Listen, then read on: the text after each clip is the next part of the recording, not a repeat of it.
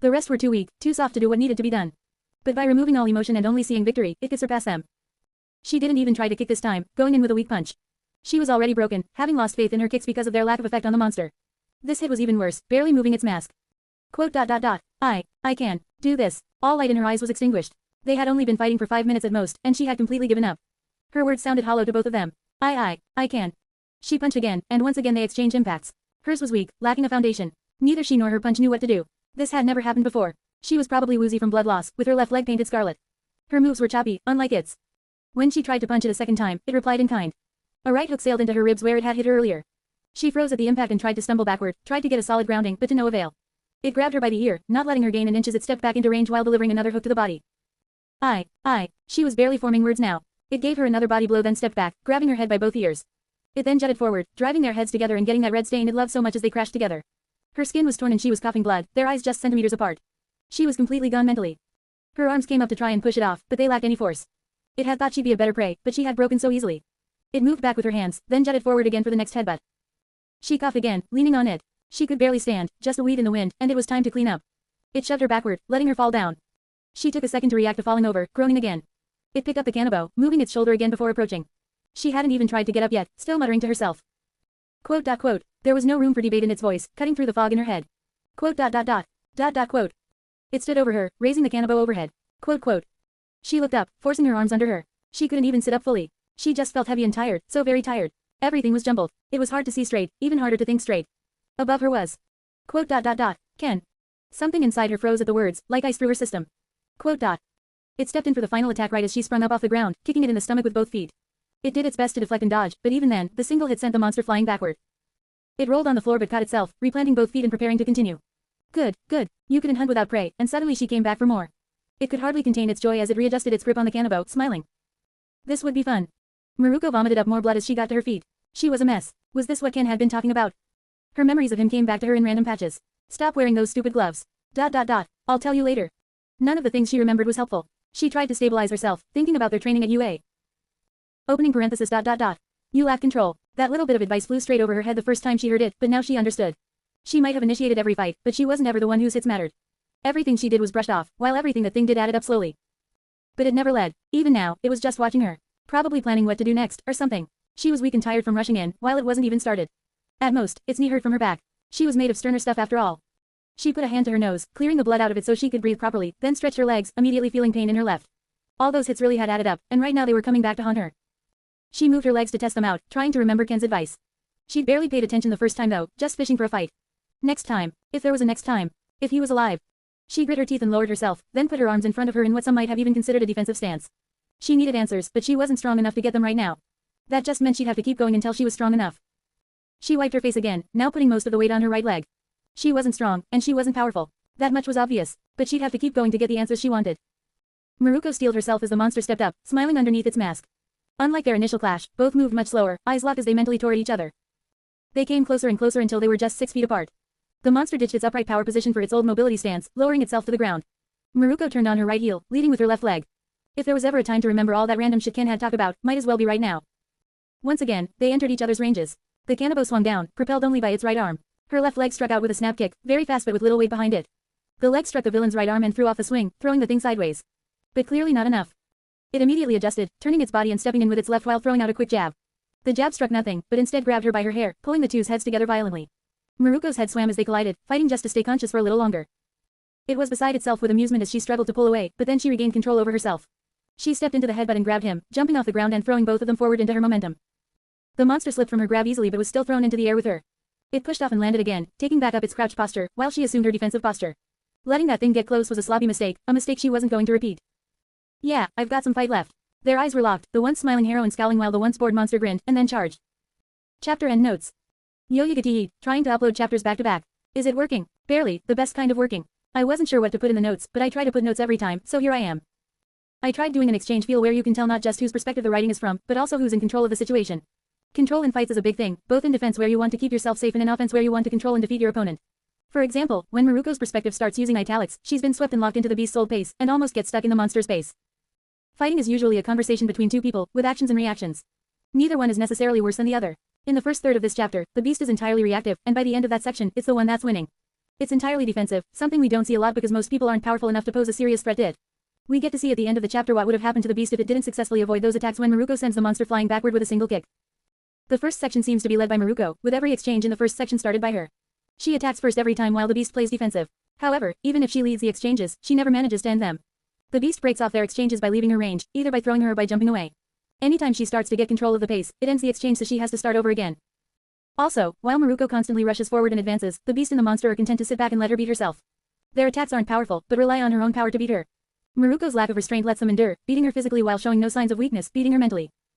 A little context for why I think Maruko would react this way. Until now, she's never faced a power she couldn't beat. Ronin always runs away, and she swears she could have beat Ken if she got one more round in their sparring match. The beast and the monster just seem to eat everything she has though. Kicks that usually could kill people just roll right off them, and they can eat so many it's like fighting the ocean. I am unaware if Maruko ever fought someone like the beast who enjoys playing with its food so much, someone almost as mobile as her but smarter and more creative than her, stopping any option of her suddenly switching to a brand new style and getting a lead. Any plan she could suddenly come up with, like when she switched to using barrages of kicks instead of staccato ones, or when she changed the way she got off the ground, wasn't just countered, it was already planned for. Every idea she could come up with was already taken from her. To quote a better writer, people who have confidence because they never failed are all good until they fail for the first time because they don't have a backup plan. People who fail all the time learn to adjust and change, while people who never fail can have problems changing because they didn't know there were other options. Maruko's main problem is she never took losing seriously enough before the fight, back when she had the time to learn new styles. This might be the first time she has to learn and grow. Her power is enough to crush, not just kill, in one hit. Paired with her erratic movement style, anyone strong enough to survive her kicks wasn't fast enough to keep up. Until now, that is, when she gets to fight someone smart enough to avoid most of her attacks and good enough to keep pace. Her old style isn't just ineffective, it's literally killing her. Since this is the first time her style doesn't work, she doesn't have a clue what she should do, like how she tries to punch the monster, something that she does know how to do but doesn't train for or have enough energy to do well.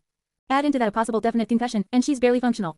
It takes her opponent accidentally helping her to give her some grounding and something she can build off of. I wanted to explain my thoughts during writing one of the fights, but I felt I definitely needed to explain why Maruko reacted the way she did since the big things. I'm running out of characters now, so I'ma shut up and not upload for another century or 7. Adios. Chapter 91. Chapter Summary. The Monster vs. the Little Rabbit. Chapter Notes. See the end of the chapter for notes. The monster's charge was erratic, filled with small bursts of speed as it trailed steadily behind the little rabbit, gaining on her every time she tried to stop and rest. If she entered its range again, it could use its cannibal to continue breaking her leg, so for now, the little rabbit would run until she could run no more, and then it'd have her. Maruko took a deep breath before jumping backward 20 feet, landing and immediately losing her balance. The whole world was still shifting around her, and she was struggling to stay stable. She forced herself to stand, forced herself to focus on the thing in front of her. She needed to stand, needed to focus, but most of all, she needed to fight. The monster didn't stop charging, continuing its advance with lurches and weaves as it swung its cannibal at her head. Maruko refocused, taking another deep breath in to try and clear her head before replying with another kick, striking the cannibal itself and instantly jumping backward after making contact. The monster jutted forward to try and grab her again and continued as she jumped backward. It was content to walk towards her until she fainted from exhaustion. She couldn't go on forever, and they both knew it. She'd need medical attention even if she didn't want to admit it, and when her body gave out. It went in for a third swing, and once again, Maruko stepped up to kick it to the side while jumping back. This time the monster didn't try to grab her, but went for her left leg, the one she used to kick its body. Its iron grip couldn't stop her from leaving, but it could mess up her momentum as it did here, by throwing her off balance and sending her sideways. Maruko had to roll to her feet and continue backing up straight into the wall, where the monster would have her pinned. No longer could the little rabbit just run backward. It was time to see if she had any bite left in her. The monster went for the same cannibal swing a fourth time, but this time, stepping in from the side in order to cut off more of her escape options. She couldn't go backward anymore and one of her sides was blocked. Even though she started fighting back more effectively, this little rabbit still couldn't be in control of herself and was playing the monster's game until she wasn't. Maruko didn't bother to try and exchange blows at all, jumping straight up 30 feet in the air. Her left leg immediately told her how bad of an idea that had been, but she swallowed down the pain and kept moving. She had to. She kicked off the wall, then the next, and the next, building some good distance until her leg seized up. Shit. She rolled out of the bad landing and dived out of the monster's charge, now finally moving at full speed. It didn't use the cannibal now, opting to hit someone on the ground with the things closest to the ground, its legs. Even when she broke free of its pace, she got drawn right back in again. She had made too many mistakes in the early game, and this late in, the outcome was practically set in stone. It punted her around as she moved, always a bit slower than her. She gained a bit of breathing room, but could only use one leg fully. This hunt was nearing its end. Shit. She could barely think as she jumped, rubbing her left leg. The muscles were tensed, and she'd need a minute to get her body back under control. Why was it now, when she was fighting some fucking demon that crawled from hell, that all of Ken's words started to make sense? He had told her a lot of things that she didn't actually listen to at the time. You do have endurance, otherwise your fighting style would self-destruct immediately. You can do plenty of quick fights, but you will tire yourself out if you get into long fights. You don't give yourself breathers, and because you put so much force into everything, against anyone better at running than you. Well, I already said what your fighting style is when you run out of endurance. Quote. Shit, what did he say would happen when I ran out of endurance? Shit, what was the next part? Maruko grew even more frustrated and glanced backward. Right behind her, like a shadow, the monster prowled. Watching, not just seeing the moment, but seeing the exact second she would mess up. Planning, envisioning all the different ways to tear her apart the moment she slipped. Maruko rubbed her leg as she jumped through the air, scowling. According to what she remembered, Ken would tell her she needed to take a breather, but she already knew that. Another glance backward and it was still following. Still hunting. She had started to run away, so it trailed behind her. She wasn't going in any real direction, just running circles through the abandoned part of town. It seemed she didn't know the area well enough to know where to get out of here. She was running out of steam and would be stopping soon. And when she did, Maruko was thinking hard, wondering how on earth it was still keeping up with her when, finally, another bit of advice Ken had given her came to her. Only took her not trying to remember. He had circled around her while she stayed in one place, only turning to keep eye contact with him. He took 5 large steps to her right while staring at her. To keep eye contact, she only needed to turn to her own right slightly. Then he walked to her left, moving several feet while she only had to turn slightly to keep facing him, repeating the motion. He took half a dozen steps in a direction, she turned slightly to keep facing him. They did this a few times before he spoke. Which one of us is moving more? You. That was the moment it started to make sense. Opening parenthesis ... You're moving in a big circle, so you have to move more while I just turn in place. Ken had nodded. See, you're doing a great job, and learning quickly. Following that, she was wasting movement, which was why that thing could keep up. So if she wanted to go faster. The little rabbit stopped, crouching slightly, before dashing forward with a leap. Instead of this jump going mostly up, like the previous ones, it went mostly forward, building a greater distance between them. Until she crashed, rolling to a stop before prying herself off the ground. It seemed that not looking like a jackass was beyond this little rabbit's abilities, and she couldn't pull off anything that was actually functional. Maruko's big problem with jumping straight forward was catching herself, and her left leg made sure she had an even harder time doing something as easy as that. She had to put her feet back underneath her though, and continue moving forward, otherwise it would catch her. She could still hear the steps, the only sound on the empty street other than her own frantic breathing as it had almost caught up with her, stretching its right shoulder for the beat down it was going to give. Her awkward run kept her moving, slowly building a bigger and bigger lead to keep her safe. Behind her, the monster patiently moved one step at a time, smiling underneath that mask, a smile with all the warmth and sincerity of an ice sculpture. Maruko stopped to breathe, looking behind her while throwing quick glances at her leg. Over 200 yards back was that thing, walking casually toward her with that stupid bat on its shoulder again. Her leg was still tense and moving, it felt like she was thigh-deep in mud. She rubbed it while doing small movements, remembering now how Ken had been going on and on about stretches. Of course she only remembered that now, when it was already too late. She kept shooting at monster glances as she tried to gauge the distance between them, figure out if she should bother fighting or just run. If she got her leg in good enough order and ran in a straight line, she'd definitely outrun him, but fail the mission. If she fought him like she did last time, she'd be lucky if all she got was one broken leg and a permanent retirement, and that was being generous to herself. She'd need to get an advantage to stand a chance. Its steps were calm and soft but steady. It didn't see a reason to rush. She wasn't going to run away forever, and would most likely double back and attack once she thought she stood a chance. Unfortunately, she still was overestimating herself. If she just looked at the facts, she'd realize just how doomed she was and give in. Perhaps that was why she couldn't see reality, she couldn't face reality yet, just like that weakling. The moment she saw reality, she'd have to accept it. No matter. Save the pointless thoughts for the weak and broken. The monster didn't really care about killing her anymore, since fighting her any longer wouldn't do further any of its goals. It had known she was weak, and now it had proven it. Beating her didn't test the monster, didn't show its strength. Crust, however. Maruko turned back the moment she entered a more open area, leaning against a building to watch that monster, still approaching slowly but steadily. She massaged her leg, thinking it through. This open area would give her good visibility, and she could leave easily if things went south. This is where she'd fight. It. She put on a brave smile, moving her left leg to check for any problems before standing up fully. She rose to stand on both legs, ignoring the way the world spun when she rose, or how hard it was getting to breathe. She forced herself to laugh, then looked down the road with that big smile. All right, villain, this time. It cut off her words instantly, not even bothering to stop moving. Then, she could see its eyes. Hollow and blank, bored and cold, unconcerned and uncaring, however you wanted to describe them, its eyes bore straight through her, no longer thinking of new ways to kill her because it already knew every single way.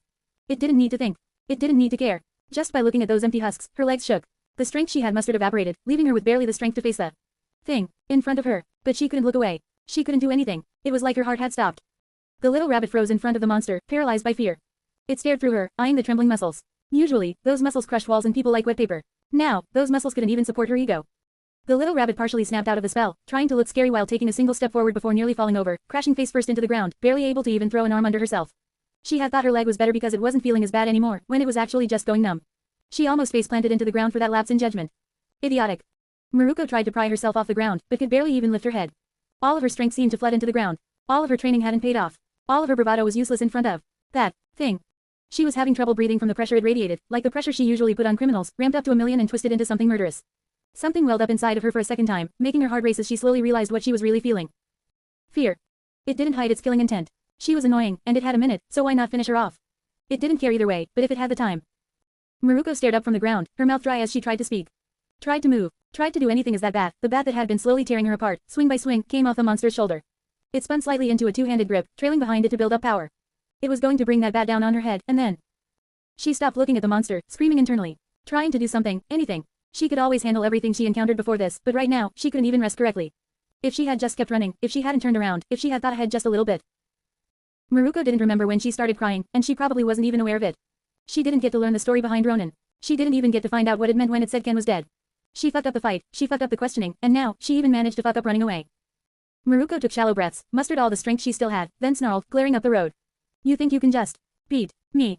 Maruko blinked at the empty road, looking around. She glanced behind her to make sure it wasn't planning to do that thing the monsters do in horror movies. But no, the monster that had beaten her down, mentally and physically, was nowhere in sight. The monster could have finished her off, but Crust was coming. In a one-on-one in a tense scenario, it had a chance of losing, so it was better to go attack Crust before he could regroup. Maruko should have heard him coming like the monster did, but it seemed she wasn't used to panicking. A bad trait for someone whose job is fighting. These fakes were getting worse and worse at their jobs. Which, in turn, made its job easier and easier. Inept heroes couldn't catch them, keeping it safe. It wasn't logical how the monster could do everything correctly, but the weakling could make one slip, and all of the monster's work would be gone. It wouldn't stand for that. The monster refocused on the current job as it neared the approaching target, lining up the first attack. It wouldn't be dangerous, and Crust would probably win this fight, but it needed to gauge its strength. It took a slow breath in, then paused, becoming still as stone. Everything was quiet except for the steps, approaching steadily, and the voice, gradually growing louder. Maruko, at least make some noise. It didn't even cross Crust's mind that Maruko had already lost. The only way she'd be conscious enough to still respond was if Maruko had played defensively, but then again, she was Maruko. She had made the switch too late and was already broken. Finishing her now would prove nothing but make him a larger public enemy. So, instead, Crust ran around the corner and straight past it, barely noticing the shadowy figure at first. It took a step forward, swinging from underneath Crust's gaze and hitting him in the stomach with a sideways swing. His eyes widened as his momentum crashed, his body trying to keep moving forward but stopped by the cannibal. He stepped backward, forced to breathe out. His lungs wouldn't be working for a second, and in that 1 second he was open. The monster stepped forward again, judged that it had enough time to perform some of the larger moves, and went in with a spinning back kick. It used the cannibal's weight to help it turn, driving its back leg straight into the hunched body.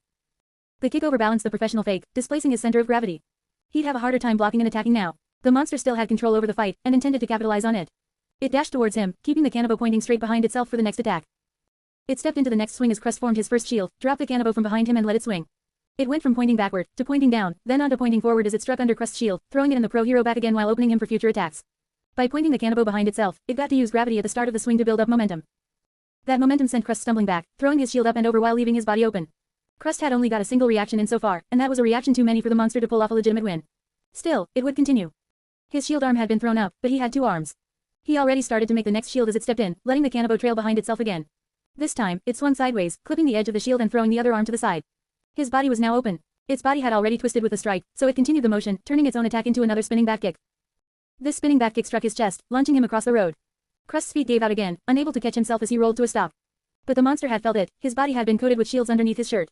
That last hit only served to build distance. The roll itself probably hurt more than the kick. It rose to a full offensive posture, planting both feet while gripping the cannibal behind itself, a posture designed to build momentum. Every swing would have further to travel, slowing the monster down while building the momentum. It also kept the cannibal resting against the ground, again, slowing it down while conserving energy. This style wouldn't be fast, but if the monster wanted to break through Crust's defense, it would need all the power it could get. Crust ran along the streets, looking for Maruko. He shouted as he ran, slightly tiring himself out. He didn't think he'd be running this much, but he should have. The files they had on Yakuza Hunter said he was very mobile. The guys in charge must have planned some sort of mirror match with Maruko, since she was that type of hero too. But on that name didn't make much sense anymore. Shouldn't it be something like Person Hunter now? Well, that didn't have the same ring to it. He couldn't judge anyone for names, after all, people told him his was pretty lame all the time. He shook these thoughts from his head. For now, they were chasing the man who broke so many people so mercilessly. Now wasn't the time for idle thoughts. He stepped into an intersection, raising his hands to his mouth to shout better. Bam. Something clubbed him underneath his arms, it was hard to see. Wham. He could see the rough figure, but it was hard to make out details. He created a shield as he stumbled backward. Crack. His shield was thrown upward, exposing his body. Now he could clearly see Yakuza Hunter, stepping into the next attack. He formed a second shield as the villain twisted its body, then suddenly a weird stick came into view. Crack. It sounded like a baseball bat as his second shield was shoved away from his body. Once again, he was exposed, but he didn't have to make shields one at a time. After the first hit, he had been creating small shields across his body to defend against the wham. The attacks came so fast they cut off his thoughts, chained together before the last one even finished. A kick launched him off the ground entirely, making him roll to a stop. He didn't cover his back with shields and felt that landing. He rolled to his feet and put his shields above him as the downward swing nearly connected with his skull, forcing both of his arms down. The force was enough to make his arms touch his face before bobbing back, the force and his attacker both gone without a trace. Crust had expanded his shields to block the onslaught of attacks, but now he couldn't see in front of himself. He could barely hear over his own rough breathing, his rhythm thrown off by the first hit. He dropped one of his shields, adjusting to only have one large at a time. That way he could support his shield with 2 arms and better survive Yakuza Hunter's onslaught. Those first hits had all happened within 3 seconds. 5 attacks in less than 3 seconds, and each one had a wind-up. That speed was uncanny and unnerving. Its speed seemed inhuman after all its grueling training, repeating the same motions until they were second nature. So many dashes, so many jumps, all of them for this moment. It slid around his defense into his back, jabbing him in the side with the cannibal. He hadn't properly armored his sides, as he wasn't expecting it, ensuring the hit was solid before it even landed. The monster secured its grip and tried to force his arm out of the way while using a front kick to pick away at him like it had with the little rabbit, but Crust had the good sense to turn and fully armor up now. The suit of armor covered his body, blocking the attacks, but both knew one of his full strikes would break that light defense. Crust readjusted his current posture, eyeing Yakuza Hunter, but the villain in front of him put the reports to shame. He was starting to figure out why Maruko wasn't there, but he didn't want to believe she was dead. Yet, the problem was, he didn't have any attacks that could hit Yakuza Hunter, and they both knew it. He didn't have time to step back to throw his shield either, not to mention, if he launched his armor, he'd have to move his large shield out of the way, exposing his body. The second he did that. Bam! Another crushing blow hammered into the shield, forcing him to either give ground or collapse under the impacts. Each hit wasn't meant to break the shield, but to knock him off his feet. The second he lost balance, his guard would be broken and his legs would become an easy target. Without his legs serving as a base, it would be harder to defend, and that would spiral into his loss. The hits laced themselves together with a wicked rhythm, bouncing off his defenses to set up the next blow, clobbering him from every which way. By constantly switching the angle and direction, he couldn't counterattack easily. Yakuza Hunter's footwork was aimed to try and get behind him, where he couldn't defend with a big shield on his arm. Even if he made his back armored, it could mess with his shoulder blades and weaken his guard. Even then, Yakuza Hunter might just break his neck, rendering his defenses useless. They circled around the street with Yakuza Hunter slowly picking away at his defenses. Constantly, never seeming to hesitate or tire. The slightest shift in Krust's muscles encouraged an attack. At first, he thought he could get the villain to tire himself out by fainting, but that just resulted in more and more attacks. They never stopped, pouring down like rain. Each attack led into the next, speeding up until there were 2 to 3 every second. Kicks, elbows, strikes, everything to try and force his guard away. He had to lock his hands together as it became a battle of strength, and he could feel himself losing. If he locked his body in place, Yakuza Hunter would immediately back off and move around, attacking him now that he was locked in place. They poured down and down until. All at once, the barrage stopped dead, leaving him blind. At least while being attacked, Krust knew where Yakuza Hunter was. He could hear footsteps over the sound of his own breathing, slowly getting quieter and quieter.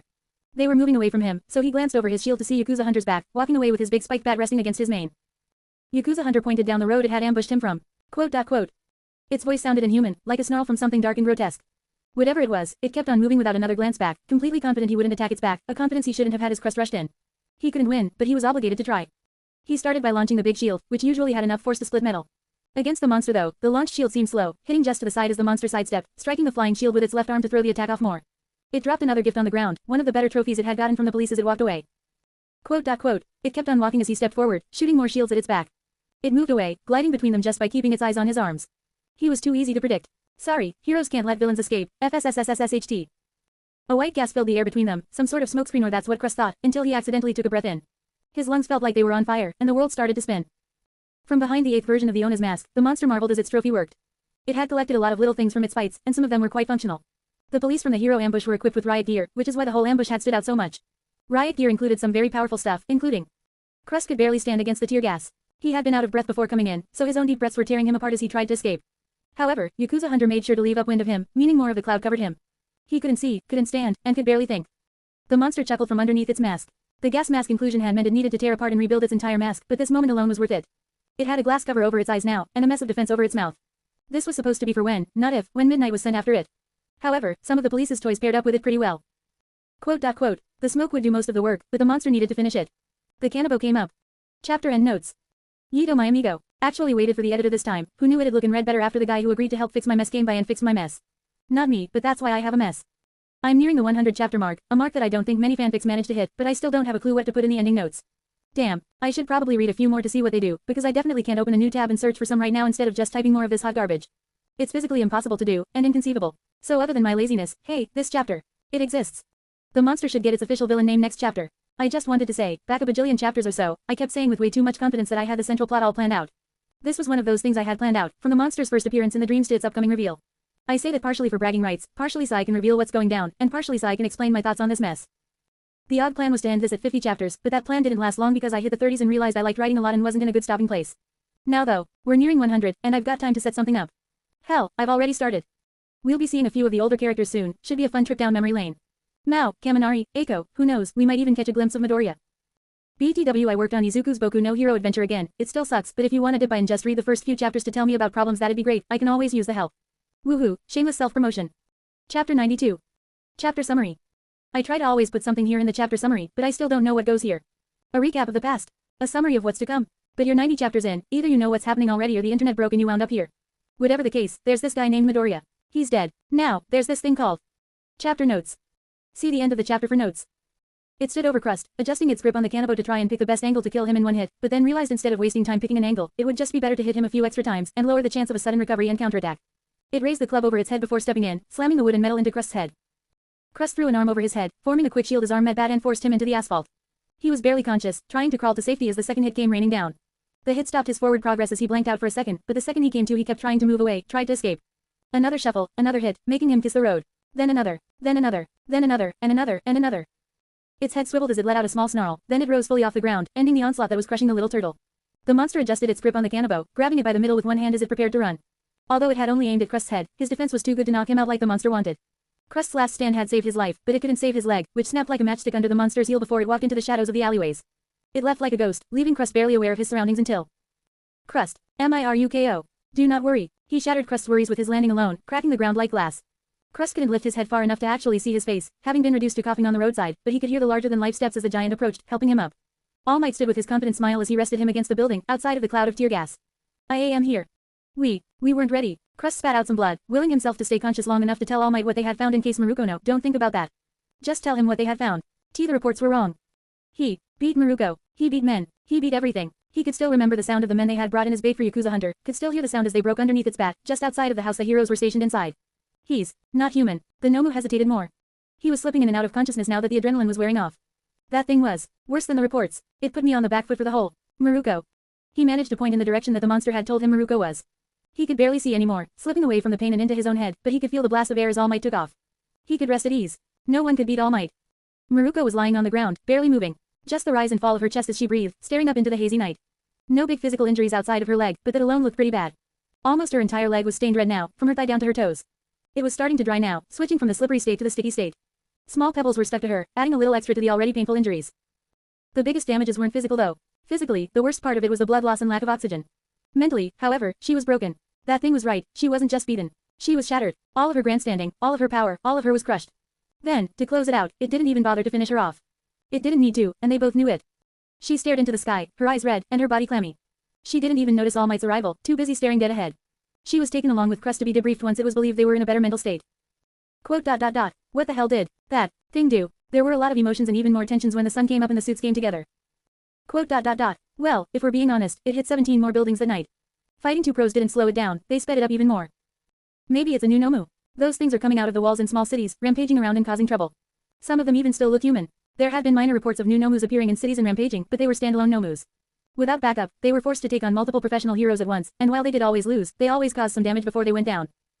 However, those Nomus were weaker, most likely failed experiments. Was Yakuza Hunter a more perfected Nomu, training against weak targets in preparation for a big reveal? Whatever it is, we need to deal with it. Now, Crust isn't waking up for at least another 48 hours. He received minor damage to almost every part of his body. Concussions, fractures, bruises, internal bleeding, you name it and he's got it. The pro heroes had been sent off to receive medical attention in time, but the problem was with the court they were repaired with. Recovery Girl had to drain a lot of energy to repair their injuries. While in the long term it was nothing special, in the short term, neither one should be doing any heroics for a while. Anything straight from Maruko. Crust, at least, had obvious problems. Maruko was conscious but not making any sense, talking about somebody being dead, but everyone had survived. Crust ensured that the men who were acting as the bait had gotten proper first aid, and the two supers were now safe in the best hospital in Japan. She wasn't talking about Crust, she had seen him in the flesh, but kept on rambling.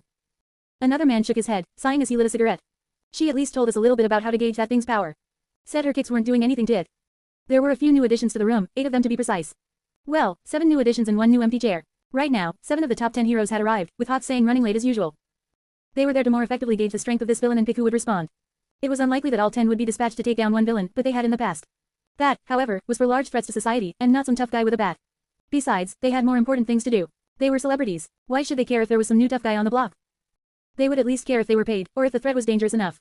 However, not everyone thought this was dangerous enough, and that someone was Endeavor. This guy took Maruko's kicks, sure. But he didn't take on 2 pro heroes at the time. Maruko was 3 blocks away from Crust and went down first. He's not strong enough to take on 2 heroes at once, or a good one in a real fight. But it knew that it couldn't take them on, or at least, it didn't think it could. Ed shot counter-argued, with the heroes' discussion being disconnected from the association. The association only had a few things to worry about, while the heroes were just here to decide who wanted to take out the villain formerly known as Yakuza Hunter. That's a level of self-awareness that could be dangerous among villains. Crust is only alive right now because All Might arrived in time. This got the number 1 hero a few glances, some appreciative, and one of jealousy. Endeavor picked up where Ed shot left off. All of his tactics will be useless against us. I'll incinerate him, and he can try all the tricks he wants in hell. Not even going to try and work with anyone else. Best Jeanist shook his head sitting back. I could easily capture him, and from there, it's up to the government to decide his fate. And let you get all the credit. Endeavor snorted, raising the big issue that divided most of the heroes. Ego. Even until her last moments, Maruko had thought that she could win, so the heroes who had only heard stories of Yakuza Hunter assumed they were exaggerated and that they would do much better in her place. Quote. Well, whoever gets the credit, this isn't for me. If Endeavor was the first to step up, leading the heroes who were confident, Yuki was the first to step down, leading the rest. Unless his shape changing can make him at least 20 feet tall, I'll just get in the way. I'm confident in my hand-to-hand, but I don't think I can outdo anyone here. I'll also sit back. Too many heroes could jeopardize this, and some of you seem raring to go. Yoroi Musha, the number 8 hero, also stepped down. In his mind though, there was another reason. He wasn't better at defense than Crust or better at offense than Maruko. If he fought this villain, Yakuza Hunter, he was sure his days would be numbered. No point in getting himself beat into a pulp if people actually wanted to go for it. And to think I could have gone instead of Crust. I wonder how I would have done. Gang Orca was now aware that, if Crust had declined, he would have been the association's next choice. Seeing how it had gone for Crust, it wasn't a reassuring thought. Still, I can lend a hand. Someone has to step up to deal with this, and I'd be happy to help. I can too. This is a good time to put more faith in heroes after the wave of terror Yakuza Hunter brought. Edgeshot thought through combinations of heroes here and plans to take him down. A big question for me though is what his actual quirk is. We could always use more heroes in the field. Although it might depend on if I have classes, I'd be happy to lend a hand. All Might stepped up, but no one really expected anything else from the #1 hero. Got another glare from Endeavor, giving a little diversity in the reactions at least. What, are we all teaming up and hunting him down? If he's so smart, with this many pros, he'll avoid us easily. There are too many people. I don't need anyone else to help me with this. Endeavor shook his head at the other heroes. This wasn't just about getting credit, it was also about keeping a functional number. Too many heroes in the size of this operation might make the whole thing collapse. I agree that the group might be too large, but there's no reason to keep it only one group. Best Jeanist checked his watch, muttering quickly about Hawks not taking this seriously. I'd be happy to help, but we'll need to organize into groups to best handle this matter. With all the present heroes having decided if they'd chip in or not, they tuned back into the general discussion of the board. Outside, Hawks listened through the door, decided it all sounded boring, and bailed entirely, texting that something had come up. He quickly began trying to find literally anything else to do for the next few hours, because there was no way he was going to sit in a room listening to a bunch of geezers. The monster seamlessly slipped off its fake smile and voice as it left Inko in the dining room, checking Midoriya's phone for any information on the beast's alias as it left Inko's apartment. It seemed that, so far, nothing had come of the fight with the two fakes, but if the frauds were idiotic enough to stand still now, the next part would have been done years ago. It would stop hunting for a time, mostly because it ran out of places to hunt at. It hit 50 fucking buildings, and only found people in 10 of them. That meant it had been wasting its time for 40 buildings, and it hated wasting time. It had just woken up, and now was checking that right shoulder again. No damage from last night's escapades, good. It would have a lot of work for when the heroes counterattack, and most of it would be preemptive. If you only started to prepare when you could see the fight, you already lost the fight. Now, it sat back down in the workshop. The beast had gotten around to what the weaker forms hadn't, finishing the modifications to the room. Locks, metal defenses, various things it had snagged from the many gang hideouts it ravaged. It stopped just hitting human traffickers, having run out of places that still did that. The industry had collapsed for the time just from its influence. But that was just temporarily. The problem would come back. To remove a problem like what the monster was doing for heroism, you needed to take it out at the roots. In its time tearing through lowlifes and scum, it had heard whispers of who ran the human trafficking ring. Yakuza, like the ones it had been tearing apart for 11 days now. Since they didn't bother to defend their lower ranks, they didn't seem to care about them. That showed in how long it took for those lower ranks to withdraw and hide, while the beast and monster single-handedly tore through the ranks of organized crime in the local area so much faster than those fakes. It spread out the equipment from each of the different personas, looking through everything. The beast had wanted to send a message, to let the world know it could be a hero without a quirk. Now that it accepted heroes were fake though, that goal was pointless. It still had done better than the fakes. As of last night, it had raided twice the amount of gang hideouts in 11 days than the Hero Association had reported in the last year. Anyone who said you needed a quirk to be a fake was as full of shit as All Might. Now, there was no need for limitations. It was time for advancements. It cast its eyes over each piece of equipment, thinking its way through the challenges it would have to deal with, ranging from goons off the streets to the remaining top 10 heroes. Then it compared that to every bit of equipment it had.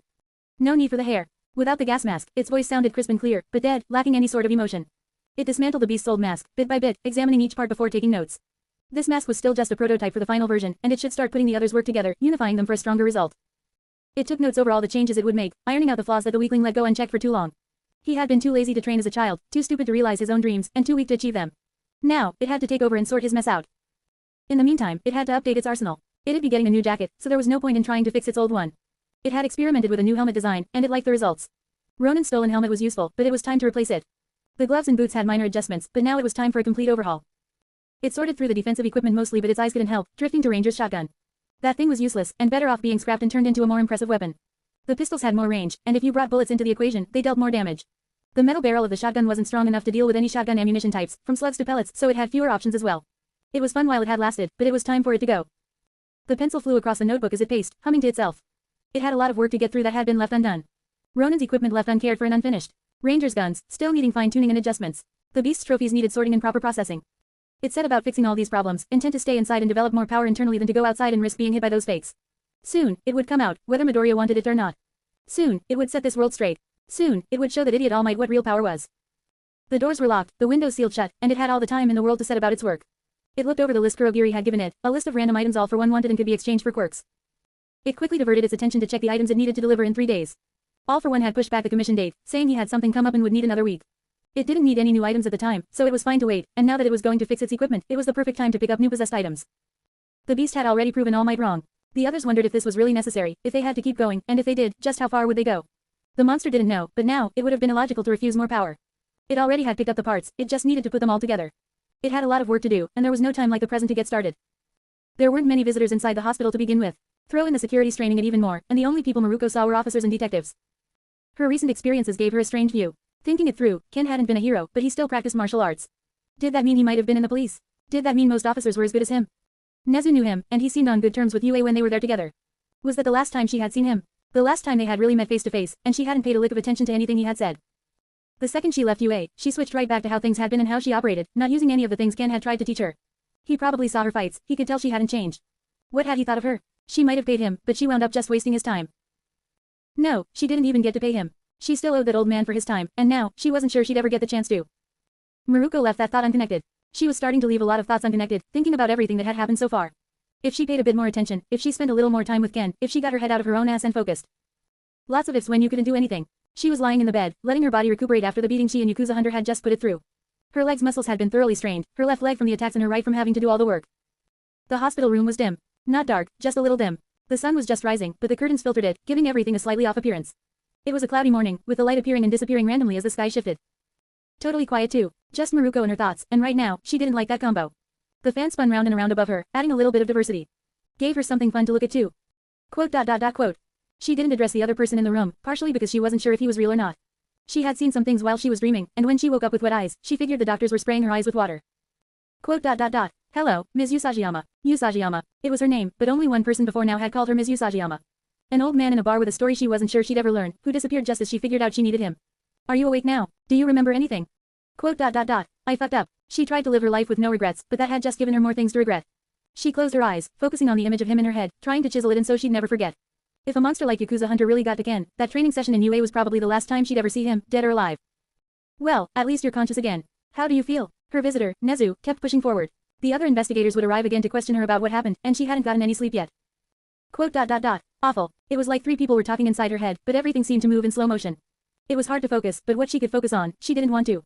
Yakuza Hunter completely dominated her. From start to finish, it was in complete control of the fight. When it started, when it ended, and even the pauses in between, all of it was in that monster's hands.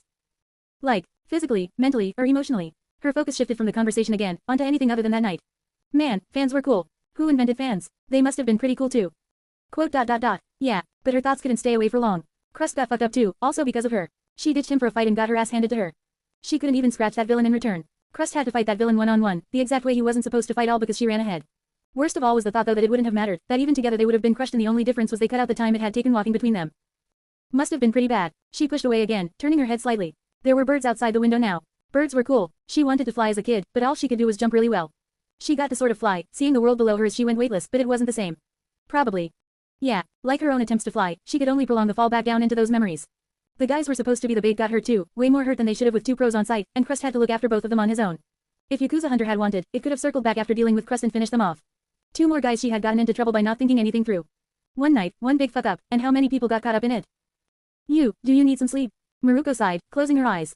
She could still feel the gravel in her leg, feel how helpless it all was, feel the pressure crushing her like a vice. Yeah. Chapter and notes.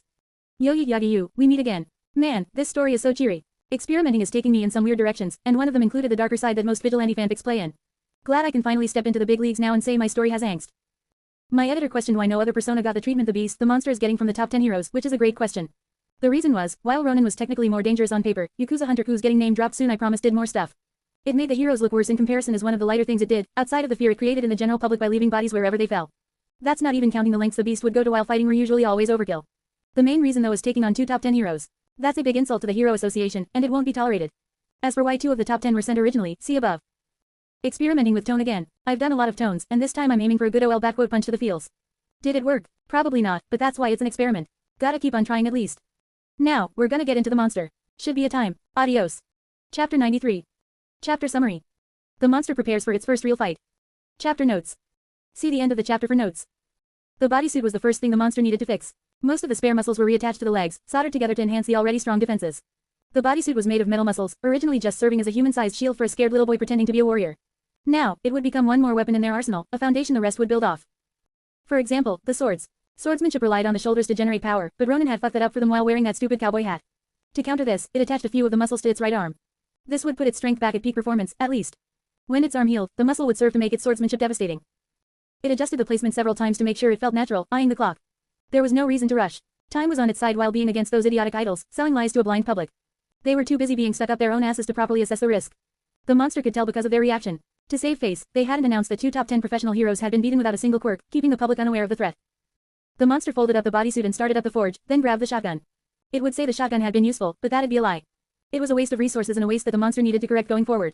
It pried the gun apart, removing the possessed material and placing it in the forge. It had a lot of work to do going forward, and it wouldn't waste a single second. Every weapon would play its part, and everything would need to carry its own weight.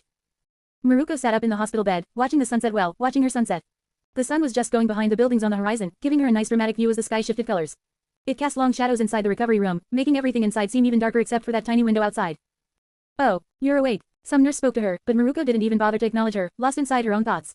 The sunset looked nice and all, but it was the feeling that she was savoring. Her dark and dim room with a splash of bright, giving some contrast to the whole thing. It felt calming, instead of the dreary quiet from before. Yup, Maruko stared out the window, not bothering to move. Everything still ached from phantom wounds. Despite all the pain in the scenery though, the only thing she felt was tired. She just woke up, and all she could think about was going back to sleep. Some people from the Heroes Association wanted to speak with you, should I send them in? Even breathing was tiring. She just wanted to close her eyes and melt away. But she didn't like what she saw when she closed her eyes, the sight of that demon, with its red face and white fangs, still swinging its giant bat. She thought she could get away, but it would follow her anywhere, even into her dreams. Sure, that demon had said a lot of things with very few words. She didn't get the chance to make sense of it at the moment, and now she was finding it harder to remember. The exact words it said, the way it spoke, it was odd how she both couldn't forget it and couldn't remember it. An annoying duality. There is no reason to look disappointed. The door shook a little bit as someone grabbed it from the other side. Why? Because I am quietly entering your hospital room. Even when quiet, he couldn't help but be loud. The other professional heroes slowly entered, probably to ask for some advice before they went to fight that thing. She didn't even bother to turn her head. We brought get well baskets. The pro heroes didn't even notice the seemingly lifeless Maruko, walking right over to Crust. He still was unconscious, and talking to him had all the value of talking to the wall. Maruko counted the heroes, unsurprised that not everyone was here. She wouldn't have come if she were in their shoes. The heroes talked for a few seconds before realizing that Crust wasn't awake, looking around the room and finding the heroine who was still staring out the window. Gang Orca nearly dropped his get well baskets at the sight. Maruko, what happened? You look terrible. I thought you were barely hurt. Yup. She took a deep breath in and focused on them, looking all the heroes over. 5 of the best heroes in Japan, stuck in a tiny medical room with 2 dipshits who couldn't stop a monster from getting out.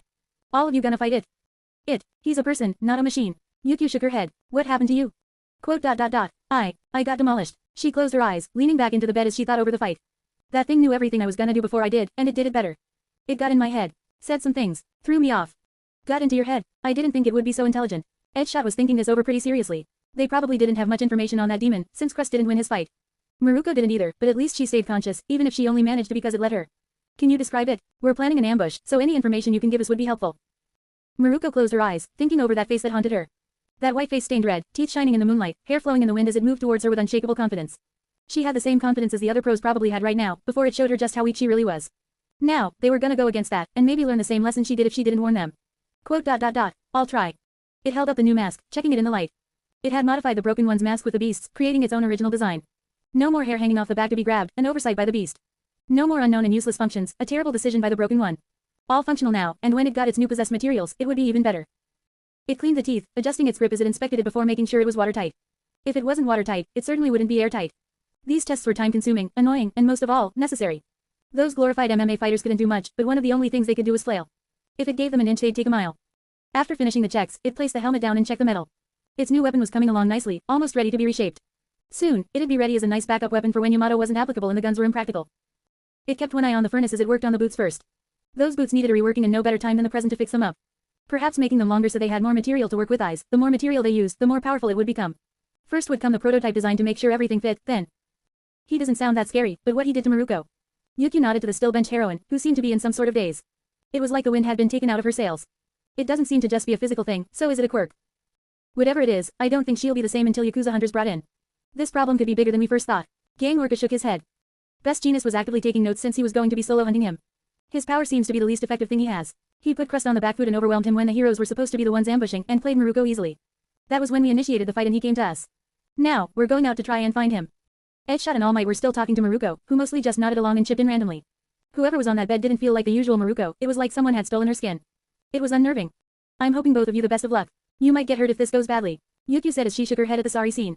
Not a single hero there thought this operation could fail, just that they might sustain a few injuries. 6 pro heroes hunting 1 criminal, who only beat heroes by forcing them to fight one-on-one. What would he do against them? The monster tested the 5th version of the boots. It was early in the morning, but it had been worth the work. Combined with the bodysuit, and it stopped theorizing, focus. It put down the finished rewired boots and checked the time. It had been making sure it got enough sleep, taking time to recuperate. That right arm might slow it down if not kept in check. It wasn't a moron, like the beast, who seemed to want to break their body more. An idiotic decision. They shared the body, so the least they could do is not fuck things up for each other. It could tolerate a lot of things, but waste was the only thing it hated. Wasting time, wasting their weapons, and now wasting their body. An apt summary of why it hated the weakling, the broken, and the beast. It lifted the latest sword, another katana. It would have chosen a different kind of sword, but Midoriya still hadn't gotten around to learning any new weapons. After the confrontation, it might change some of its weapons around, but for now, it had to work with the skills the others had given it. It might have had time to learn more weapon styles, but the professional heroes wouldn't wait forever, and it would be better to break the pretenders earlier than later. Besides, favorable conditions were coming soon. It picked up Stain's old sword, using it as a reference to make sure it was getting the design right before it got down to hammering. A good sword was not made in a day, and it would take its time while it still could. The longer the training, the shorter the fight. Nezu wasn't in charge of dealing with Yakuza Hunter, otherwise, the first thing he would have done was update the name. It seemed clear that Yakuza Hunter didn't just hunt Yakuzas by his last fight, where he went out of his way to attack Crust. His dispute with Maruko could have been ruled as self-defense, but he had gone after Crust immediately after defeating Maruko. Other than updating the name, he also had one person he wanted to check in on.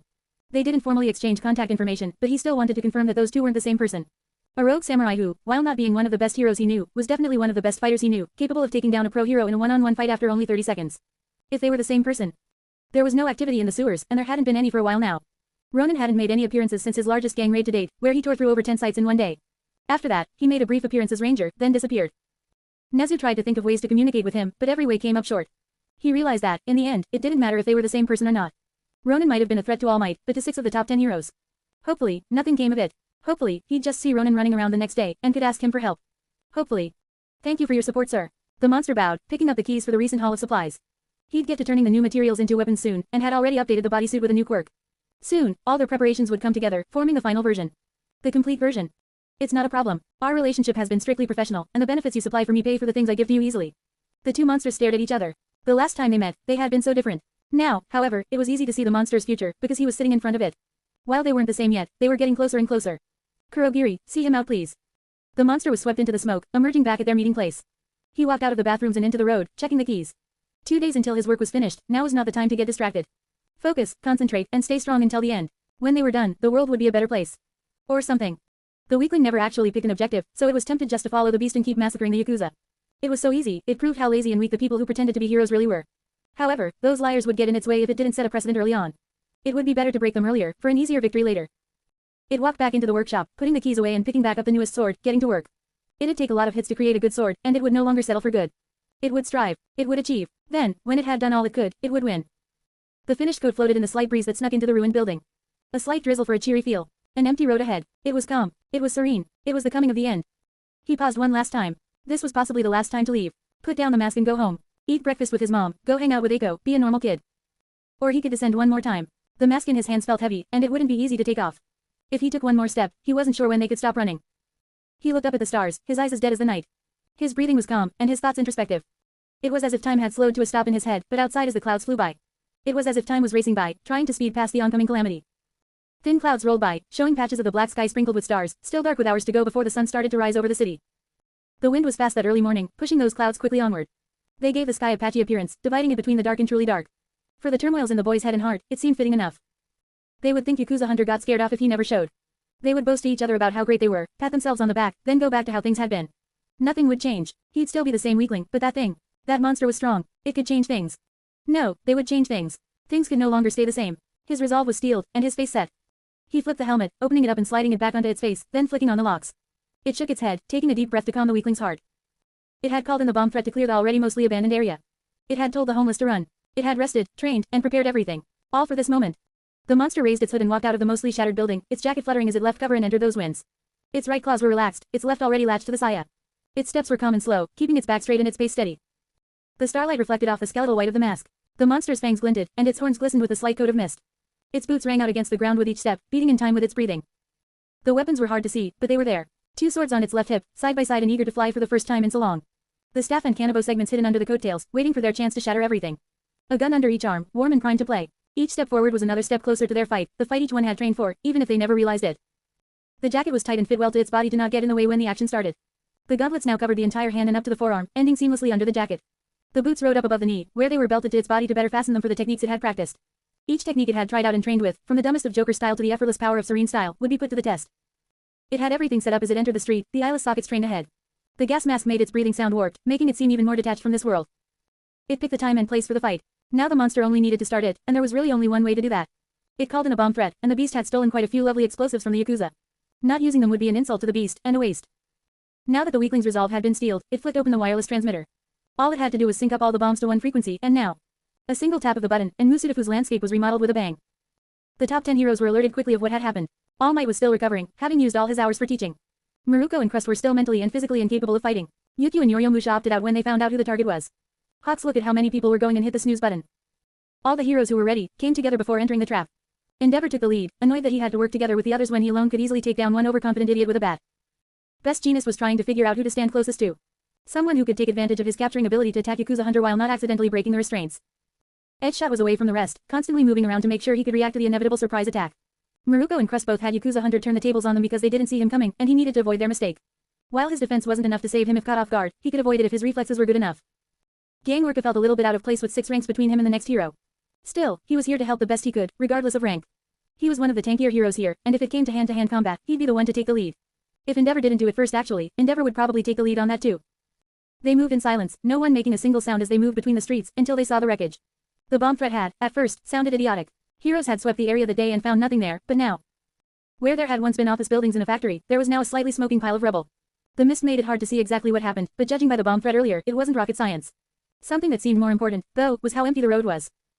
Quote. Weren't there supposed to be other people here? Where are the police? Gangorka scanned the surroundings for the other heroes who should have been sent here.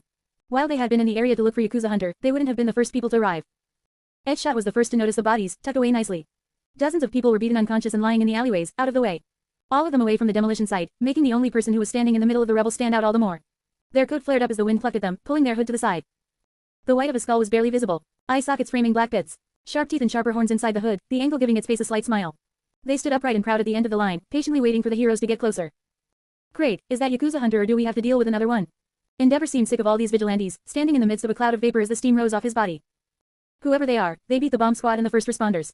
Edgeshot prepared to charge, Gangorka stepped in front of Best Jeanist, and Endeavor was already moving forward with all urgency of grocery shopping, resigned that this would be a waste of time until the first words from under that mask. Quote. Quote. With that single phrase, Endeavor froze dead. Instantly, every hero except him understood what Maruko was talking about when she said he got inside her head.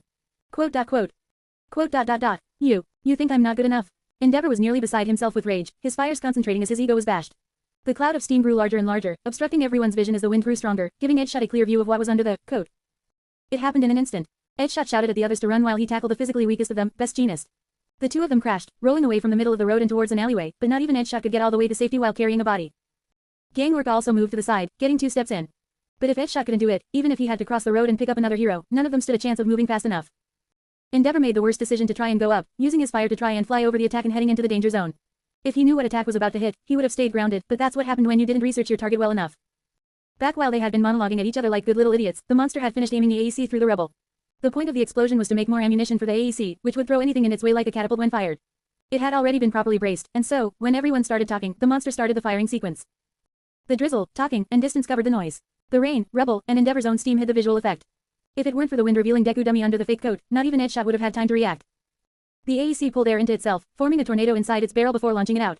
The wind spiraled out from it, superheated and generating enough force to tear through an entire building, or 10. The rebel was picked up by the gales, launched forward like a shotgun blast. Deku Dummy was the first hit, sent literally flying by the impact. The cheap prototypes for the monster's current coat and helmet stuck to him pretty well, with the radio it had been speaking through even sticking around as he got launched into the horizon. Endeavor was the next hit, torn from the air and thrown sideways by the spinning vortex, snatched out of the air and flung into the surroundings over and over while being buffeted backward. While its main dangerous effect, the intense heat of the super compact air and energy, did nothing to him, the secondary effect grounded him. First, he crashed into the ground, then the ground crashed into him, with small and large rebel alike crashing and tearing into him, ripping him apart like a blender. Any energy he tried to generate was sucked away, fueling further destruction. The heroes who had tried to get to alleys were blown backward, colliding with rebel along the way. Gangorka tried to weather it and was flung over half a mile back, crashing into buildings and the poles before rolling to a stop. His own body destroyed as much property as one of the rocks first launched, and by the time he stopped he looked in almost as good of shape as those rocks. He was dazed from the collision and so much spinning, he had to take a moment when he finally stopped moving to figure out what had just happened. Even worse off than him though were the lighter heroes. Edgeshot and Best Jeanist went airborne almost immediately, thrown back across the road and into a building. Rebel crashed into them while they rocketed through the storm, both using their quirks to the best of their ability to keep themselves safe. Best Jeanist ended his flight inside a building while Edgeshot crashed into a wall just beside him. It stood in the newly opened space, admiring the view. It was forcing the city to repair its more run-down sections, while cleaning up the garbage on it. If this wasn't a good deed, it didn't know what was. It looked over the trashed heroes that it could still find. Endeavor definitely had at least one broken limb, Edgeshot was stuck on the side of a building like a fly swatted into a wall, it could see the hole where Best Jeanist ended up, and lastly, it didn't have the slightest idea where Gangorka actually ended up. It could gloat over its enemies, or it could just straight up kill them. No, that wasn't a question. It pulled out kindness and loaded a bullet magazine in, then took aim at Endeavor right as he sprang back to life. You think that's enough to stop a pro hero? Bang. The shot took Endeavor in the stomach as he forced himself backward with fire. His quirk usage was admirable, and there wasn't a sane person in the world who'd say Endeavor did it for the fame. Overall, he was actually one of the better heroes, which said more about society than it did about him. It didn't fire willy-nilly, aiming each shot before it fired. Even when it missed him, it hit. He could never completely avoid the shots which kept finding purchase in his large frame, the monster content to chip away at him from 60 meters away. The redesigns had been quite favorable to it.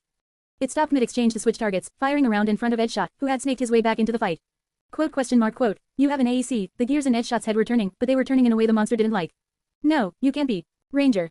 That idiotic line earned him 2 bullets, with the first cutting off his movement and the second hitting him, finally getting a clean shot into that evasive fake. That shot cut off his speech, a mistake the monster thought he would have learned from when their last debate ended with a gun considered a war crime to use. Endeavor had been moving towards him, powering through the pain, but it would have none of that. It took out Cupid, giving him another body shot for his efforts. Quote. It walked away from its attackers slowly and calmly, firing shots to force them in directions that favored it. They always had to try and dodge, otherwise its strange, unnerving accuracy would give them an early end. What was weirder than its effortless accuracy though, was its calm movement, fighting 2 pro heroes at once without even trying to run away, just a slow trot backward. It spoke without even stopping in its attacks. Quote. Endeavor charged suddenly, flying by using more fire, while Edgeshot leapt forward, both trying to crash into the villain at the same time. Neither one noticed the object it had been orbiting around though, until the giant metallic cross sprung to life, spinning off the floor with a slight tug of the strings. It crashed into Endeavor, throwing him to the side while the monster stepped back, letting Edgeshot gracelessly run into the restrainment bandaging and nearly tying himself up. He managed to slip out through use of his quirk right as both guns nearly shot him in the head, gaining a bit of distance as Endeavor put his feet under himself one more time. This time, though, he had to step back to avoid the hail of bullets. The monster now fired more actively as the wind and rain picked up. The storm had become heavier, putting the monster at an advantage against its biggest worries. Endeavor's fire was now seriously weakened, and Edgeshot needed to be more careful as he jumped to avoid slipping and crashing. This was the weather it had waited for, the reason it knew it had so much time to wait. It could just use the AEC once a storm was close enough and bring it in, giving itself a massive advantage to 2 of the 3 biggest problems. Best Genus would still give it trouble and Gang Orca still wouldn't give it trouble. That, however, was because they were bad matchups and couldn't be prevented. Now, it had finished setting up. Everything was in place, its preparation was paying off. But all the prep work in the world did nothing if you sat on your ass, the mistake of modern heroism. Now was the time to finish the job. What, is there a league of you two? The League of Villains. Endeavor created a blast of fire while burning his own wounds shut, but the monster avoided it by weaving through the rubble. It had trained on rocky and precarious terrain so it could take advantage of them in times like these. Gang Orca had finally caught up after a long run, and Best Genus wasn't far behind. It was time to finish. The monster rose to its full height, becoming as large of a target as possible as it spoke with enough hatred to make even Endeavor step back. Its cold detached voice, containing overwhelming bloodlust, made its words seem much louder than its actual tone in that heavy rain. It never shouted, it didn't need to. Its weapons would speak for it, and the heroes would soon scream for it. Chapter and notes. There are a lot of things to talk about in these notes, but only 5,000 characters to do it. I expect this will go into the notes. I will first recap Wraith's weapons, then explain its weird name. Yamato First Katana, the original possessed item, equipped with an explosive sheath that shoots the blade out. Quirks, /dimension, Smoky plus Arctic, creates portals to an Arctic world through smoke. Muramasa's second katana made in the design of Stain's sword from the remnants of the shotgun, a serrated sword with an explosive sheath. Quirk, air cannon absorbs energy passively, then creates wind out of absorbed energy when activated. Kindness and Cupid pistols hold 7-shot magazines or battery magazines, the odd use of the air cannon quirk and used by almost every persona at some point. Quirk, air cannon absorbs energy passively, then creates wind out of absorbed energy when activated. Kanabo, one of the oldest weapons, used by the least amount of personas. Quirks. Quarterstaff has 3 quirks and 3 forms. Only one has been used so far. Quirks, Lightning Clot and Bokiri, spear creates an electrical blade at the end of a finger, uses finger bone trapped in wood to activate. Never named needles, small needles designed to be thrown, made early in Ronin's career. There are easily over 1,000 left over and have never received a quirk. The anti-everything cross AEC, a giant gun meant to kill mutated elephants that has no right being near anywhere populated. The odd one could probably kill All Might if he stood still long enough to aim at him, but Wraith's isn't a working model and doesn't fire actual bullets. Quirk, air cannon absorbs energy passively, then creates wind out of absorbed energy when activated. The AEC is the only weapon that can overload this quirk on its own, maxing its absorption out and creating superheated air. Beowulf gauntlets and boots redesigned 3 times with no major changes, covers the entire arm from the bicep down, now modified to work like brass knuckles with a surprise. The name is based on Virgil's Beowulf quirk, pushes towards away from the user, can't hold objects in place, can't do both functions at once. Does exist in every part of Beowulf, meaning different limbs can use different functions at the same time. Bodysuit made from the muscles of a bear, has the unintended but abused effect of giving the user increased strength while active. Quirks, energy absorption absorbs energy on contact while active. Battery new can store energy, used to power the other possessed items attached to the body. Regeneration, can regenerate itself if given energy. Jacket designed after Ronin's jacket, which was designed after Mao's jacket. Has a long tail and rolled up sleeves to stay out of the way of the gauntlets. Quirk, spike generates spikes from energy that last for a short period. Can be removed from jacket without breaking. Wraith's mask created from modifying Ronin and the Beast's old masks, designed to be used in combat while keeping the user safe. Is airtight and can be equipped with breathing equipment. The prototype had an Oni design while the finished version has a skull design. Quirk. Pocket Sand defeated countless foes throughout the years, there's no weapon more dangerous in the world. It doesn't need a quirk, it's already too powerful. If it got a quirk, God help us all. Didn't think I'd make it through all of them. Now, I'll explain Wraith's name a little bit, specifically the R joke. I want to point out the R thing wasn't started by Midoriya. Ronin was a name picked by Kurogiri that he ran with, and Nezu made the name Ranger. Midoriya's names are Ken, the man, the beast, and the monster. However, most of these names are just placeholders for their final name, when they're revealed kinda like this. Wraith's name starts with AW because it doesn't fit in. It seems like it does at first, but it's an entirely different beast from the rest. Its name is also symbolic of its personality and fighting style. Maybe, if it fits in more someday, its name will change to fit that. Until then, the streets will mourn the boy who heroism killed, and the wraith that rose in his place. Chapter 94, Wraith. Chapter Summary. Wraith, a creature that is usually, but not always, created by and feeding off of the negative emotions, such as fear, anger, and jealousy, among others, but remain in this world, even after the emotions have subsided. Chapter notes. See the end of the chapter for notes. Quote. Wraith, what, are you and him birds of a feather, Edgeshot? What was your opening speech again? I am the knife that cuts. Endeavor took a dig at Edgeshot while bombarding the entire area with fire, snorting at the memory of Edgeshot's premiere, which had been idiotic from start to finish. While the fires didn't last long in the heavy downpour, it forced the villain to keep moving backward. You finish that sentence and you're a dead man, Endeavor. Edgeshot cringed internally, both at Wraith's lame speech and at the memory of his starting days. Seriously, even he wasn't this bad. Right. Besides thinking about the past, he also had to jump out of the way of Endeavor's waves of fire. The person the least affected by Endeavor's attack was Wraith, even less than Endeavor himself. For Endeavor, those big area attacks would take a lot of energy, while for Wraith it was a predictable and easy attack to avoid just by stepping back, nothing complicated yet. But it didn't want to give these heroes any momentum to work with, and that meant being in charge and control of the entire fight. It stopped taking steps backward when it had enough legroom and blitzed forward, leaping off the rubble and using the enhanced leg strength of the bodysuit, jumping straight past both heroes in an instant as Wraith went straight for its real target. There was a bang as Wraith started to live up to his namesake, crouching down one moment and completely gone the next like a ghost. The ground where he was standing had shattered at the impact, unable to cope with the force he had to push with to make it to his target. Gangorka wasn't fast enough to notice what happened, Edgeshot wasn't fast enough to realize what happened, and Endeavor was fast enough to realize but too slow to react. The best he could do instead was a call-out. He's going for best genist. Kindness and Cupid came out of their holsters and opened with a full clip each at the weakest but most frustrating hero, and the one who had been launched the furthest backward as the spirit moved through the air, bounding off the rubble to get good height and speed for easier shots. The rain of bullets tore into best genist, 1 in the leg, 2 in the arms, and 6 drilling him in the body. The fabrics he wore stopped the shots from putting holes in him, but somehow they had more power than they should have and were breaking his fibers. He wasn't going to just sit back and take shots though, so he spread his strings out and pulled himself out of Wraith's line of fire.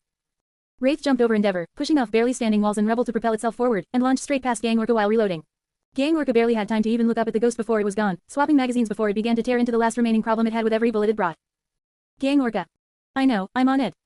Gangorka had to turn on a dime to chase after the flying ghost, which managed to outpace even him. He wouldn't have been able to react without Endeavor's callouts with just how fast it was going. It jumped off the rubble, constantly speeding and weaving around as it fired at the physically weakest hero there. Gangorka didn't try to go for Wraith, since his dizzying mobility meant he'd probably just go into the air if Gangorka got close, instead charging straight at Best Genist to try and protect him. By the time the heroes figured out what it was doing, it had already gave Best Genist 16 more of its best wishes. At the closer range, every bullet found a home somewhere in that fashionista's body, even if they didn't hit the center of mass as it intended.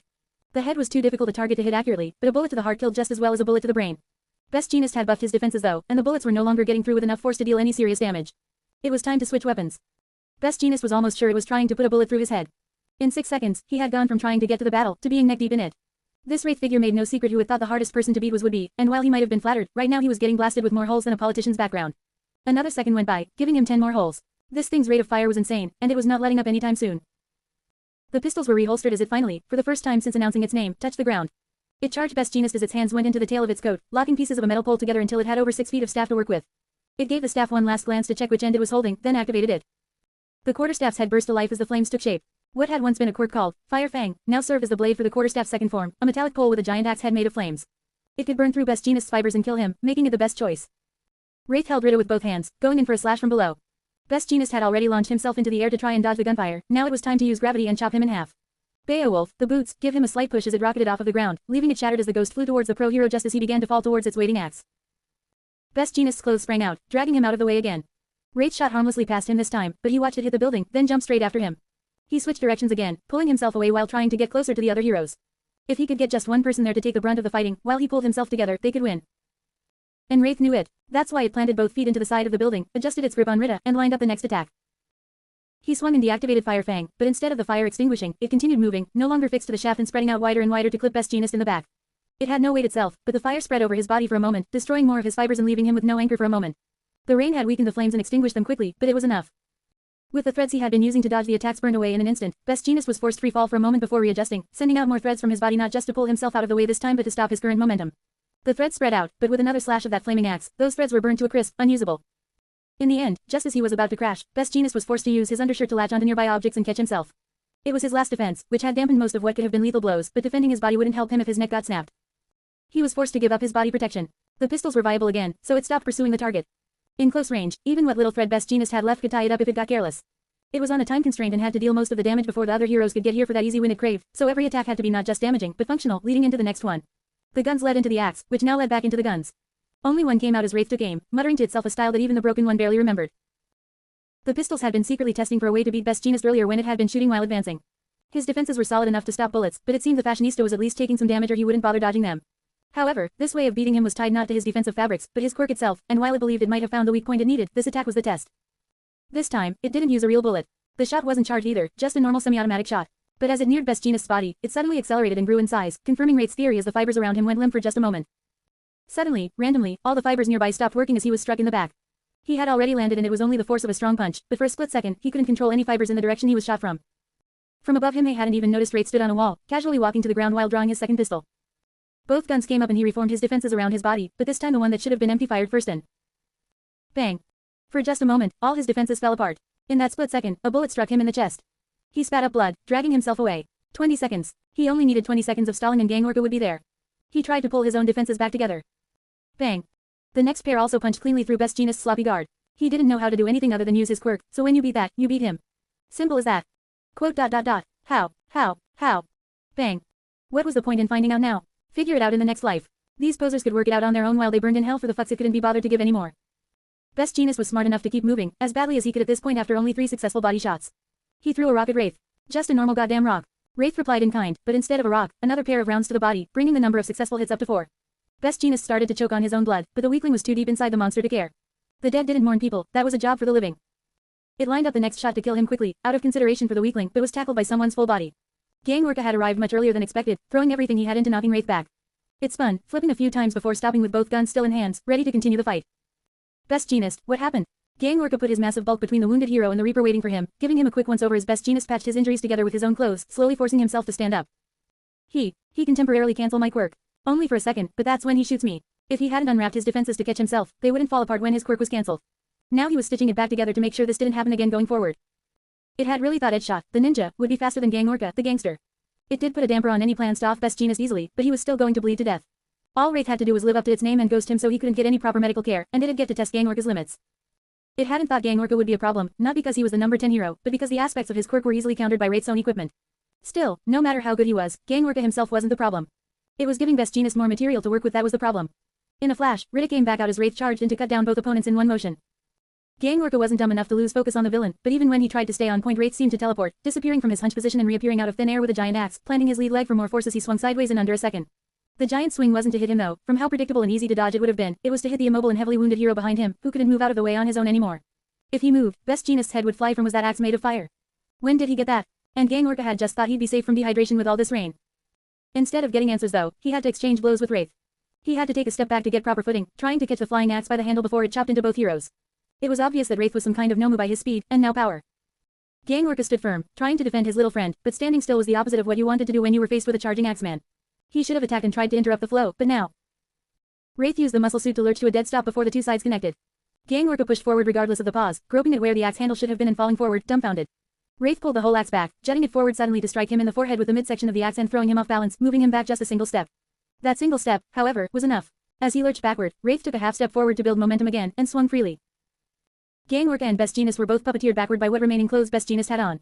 Gang Orca had the good sense to turn and run, picking up Best Jeanist on the way out while Best Jeanist continued trying to patch his own wounds. I can see what she meant. Best Jeanist was now straining to stay conscious. He was one of the only heroes who didn't have increased durability, and after 4 gunshots and being dragged every which way, he was barely holding himself together. He needed to rest for a moment to regain his bearings. Wraiths. Inhumane. Wraith's attack speed and strength really were monstrous, being able to stop on a dime mid-attack just to fake someone out and still pack that much power. Gang Orca had to seriously reevaluate their threat level of him, because something was clear. While he didn't seem stronger than Gang Orca, he was certainly faster. It was obvious he hadn't taken his fight with Maruko and Crust seriously, because Crust wouldn't have been able to react to the speeds he was pulling off now, just like how Best Jeanist couldn't either. Can't you use his clothing to stop him? Haven't had a chance. He's too fast. Best Jeanist had, just like Crust, been entirely focused on defense. It really was like Crust and Maruko all over again, deal with the muscle, then single out a target who couldn't fight back. Bang. The first shot took Gang Orca in the shoulder. He nearly dropped Best Jeanist from both surprise and pain but revitalized. Best Jeanist helped, tying them together with fibers to help maintain a solid grip. Bang. Another shot into his body. Gang Orca snuck a glance back to see where Wraith was, and Wraith wasn't even 5 feet behind Gang Orca, and by the look of his face, he didn't even realize it until now. He gave Wraith plenty of chances to analyze his quirk, because he was only focused on getting Best Jeanist to safety, instead of paying attention to his surroundings and the enemy. It really was pathetic how little he thought this through. Did he think it would just stop chasing him? Put Best Jeanist in a hospital, put him in a ditch, put him wherever you wanted, Wraith would still hunt him. He was the only top 10 besides All Might that could give it trouble anymore, so he was a threat that needed to be eliminated. Gang Orca used his superhuman strength to push off further than normal with every step but didn't actually move that fast on his own. It was all power, no precision. And against a slower opponent like that, Wraith had no worries. Wraith didn't even bother shooting the giant. Gang Orca was so big, even 2 simultaneous charge shots wouldn't do a thing. Instead, it would have to use some of those muscles they had spent so long building up during all those street fights and the skills it learned in the training hall. Gang Orca was still mentally processing what was happening. Since all his speed came from his power, his body was faster than his brain, putting him at a disadvantage to Wraith. It demonstrated this as it slowed down for a second to get a good footing, then blitzed in front of him like it had been doing to all the other heroes. By pushing off a solid structure, Wraith could safely move at much faster speeds for a shorter period of time. It used this technique to safely get in front of the hero, sliding to a stop as the giant man crashed into him, the poor man. He wouldn't even have a clue what had happened, even if someone showed an HD replay. Beowulf locked its feet into place. It made sure to grab Gang Orca's outstretched arm with its weaker left arm, and grabbed his shirt with its right. Its right arm had more muscle laid on to make up for the weak shoulder. The arms still weren't equal, but now because its right was far stronger than its left. Wraith's left favored precision, while its right. In the same second Gang Orca realized just how close Wraith had been, he disappeared. Gang Orca's head snapped forward, already beginning to shout, but it was there too. Wraith seemed to flicker from standing in front of the hero to already halfway through attacking, Orca's own right hand firmly in its grasp by his wrist. Something coiled around one of his legs, pulling him off balance, and then... It only took a little effort to throw someone in judo. How much damage could you do with a lot? It felt so gentle like it was barely a tap. There and gone, a blink and you'll miss it moment. That gentle tap though seemed to last forever as Gang Orca left the ground, rocketing backward and into a building with a loud crash. Gang Orca stood slowly, checking the figure in his arms. The longer this fight went, the scarier Wraith seemed. That kind of throw required far more power than the heroes had Wraith pegged for. He looked around the room, filled with old broken furnishings never collected, then settled his gaze on his partner. Best Jeanist, we lost him for a second. How are you doing? Bad. Best Jeanist couldn't get up anymore. He just focused on staying conscious now. Everything was starting to feel clammy. Get moving. It's over. Wraith was already attacking as it spoke, giving them barely a second to react. No point in giving away the element of surprise. It went with a drawing cut, the attack they had trained the longest. Yamato flew from its sheath and struck like a lightning bolt, slicing quickly and easily without resistance as Gang Orca positioned himself in front of Best Jeanist, taking the cut for him. While Gang Orca put himself between Wraith and Best Jeanist, he also attacked, trying to exchange blows with him. Best Jeanist went on the floor while Gang Orca spun around, content to trade punches with Wraith. The first slash cut across his arm, but his other arm swatted the sword out of the way, disarming Wraith and putting him on the back foot for just a second. If he could get the momentum here, he could beat Wraith and save Best Jeanist. Best Jeanist was barely conscious anymore, and barely alive to boot. He needed to get this over with quickly, and... Wraith didn't bother picking up Yamato, instead, taking a step back with a hit to build distance. It couldn't beat Gang Orca in hand-to-hand fairly, so once again, it was time to get a weapon out. In close quarters like these, something small would do. Wraith faded backward, shifting between the junk to obscure its location. It seemed like a cheap tactic until Wraith went full speed for just a second, going too fast for Gang Orca to track. He couldn't tell where it was coming from in the mess. SHK. It was so quiet, it was hard to tell what just happened if he didn't feel the bite. Embedded in his arm was a needle-like object, about as long as a ruler. After a few seconds though, it seemed to dissolve, right as another prick hit him from the other side. Gang Orca quickly shifted back, covering Best Jeanist with his body again to shield him from any larger attacks. Even these giant pinpricks could be dangerous when you were already at death's door, like Best Jeanist. You won't be getting out of this. The other heroes will come, and together we'll beat you. That got a reaction, at least. The problem was where it came from. Gang Orca made sure to cover Best Jeanist, ensuring he'd stay safe despite whatever attacks the thing threw. But he then slowly realized where the voice had come from and looked at the source. Straight above him sat a dark blob in the rafters, which moved just enough so that he could see it. That skeletal white face, peering out from under its shadowy hood, and a single, tiny, dot of purple light illuminating its face. A single, glowing purple eye, staring him down from above, like a hawk that just spotted a tasty fish. It had realized the truth of the situation back when Gang Orca and Best Jeanist got launched into that building, then confirmed it when it saw the sorry state Best Jeanist was in. It didn't have to stay here, Best Jeanist wasn't going to leave no, Best Jeanist should have almost completely run out of adrenaline. He wouldn't be walking for days, and could barely form sentences anymore. He was no longer a threat. Best Jeanist, the only person who could stop Wraith, was no longer a threat. That meant something that could have been considered a chuckle came from the cloaked figure, fully spreading out to prepare for its next attack while facing the fake head-on. It stared down the little fake in front of it, prepared to engage its. Well, opponent implied he could fight. Till the next victim. It seemed it couldn't stop all its emotions, though, as a mixture of bloodlust and joy seeped through its mask, the purple light giving the skeletal face an eerie smile. VEWON. Quote. Chapter and notes. Yo-yagati running of words that start with Y. Which is weird, because all the words I use are made up anyway.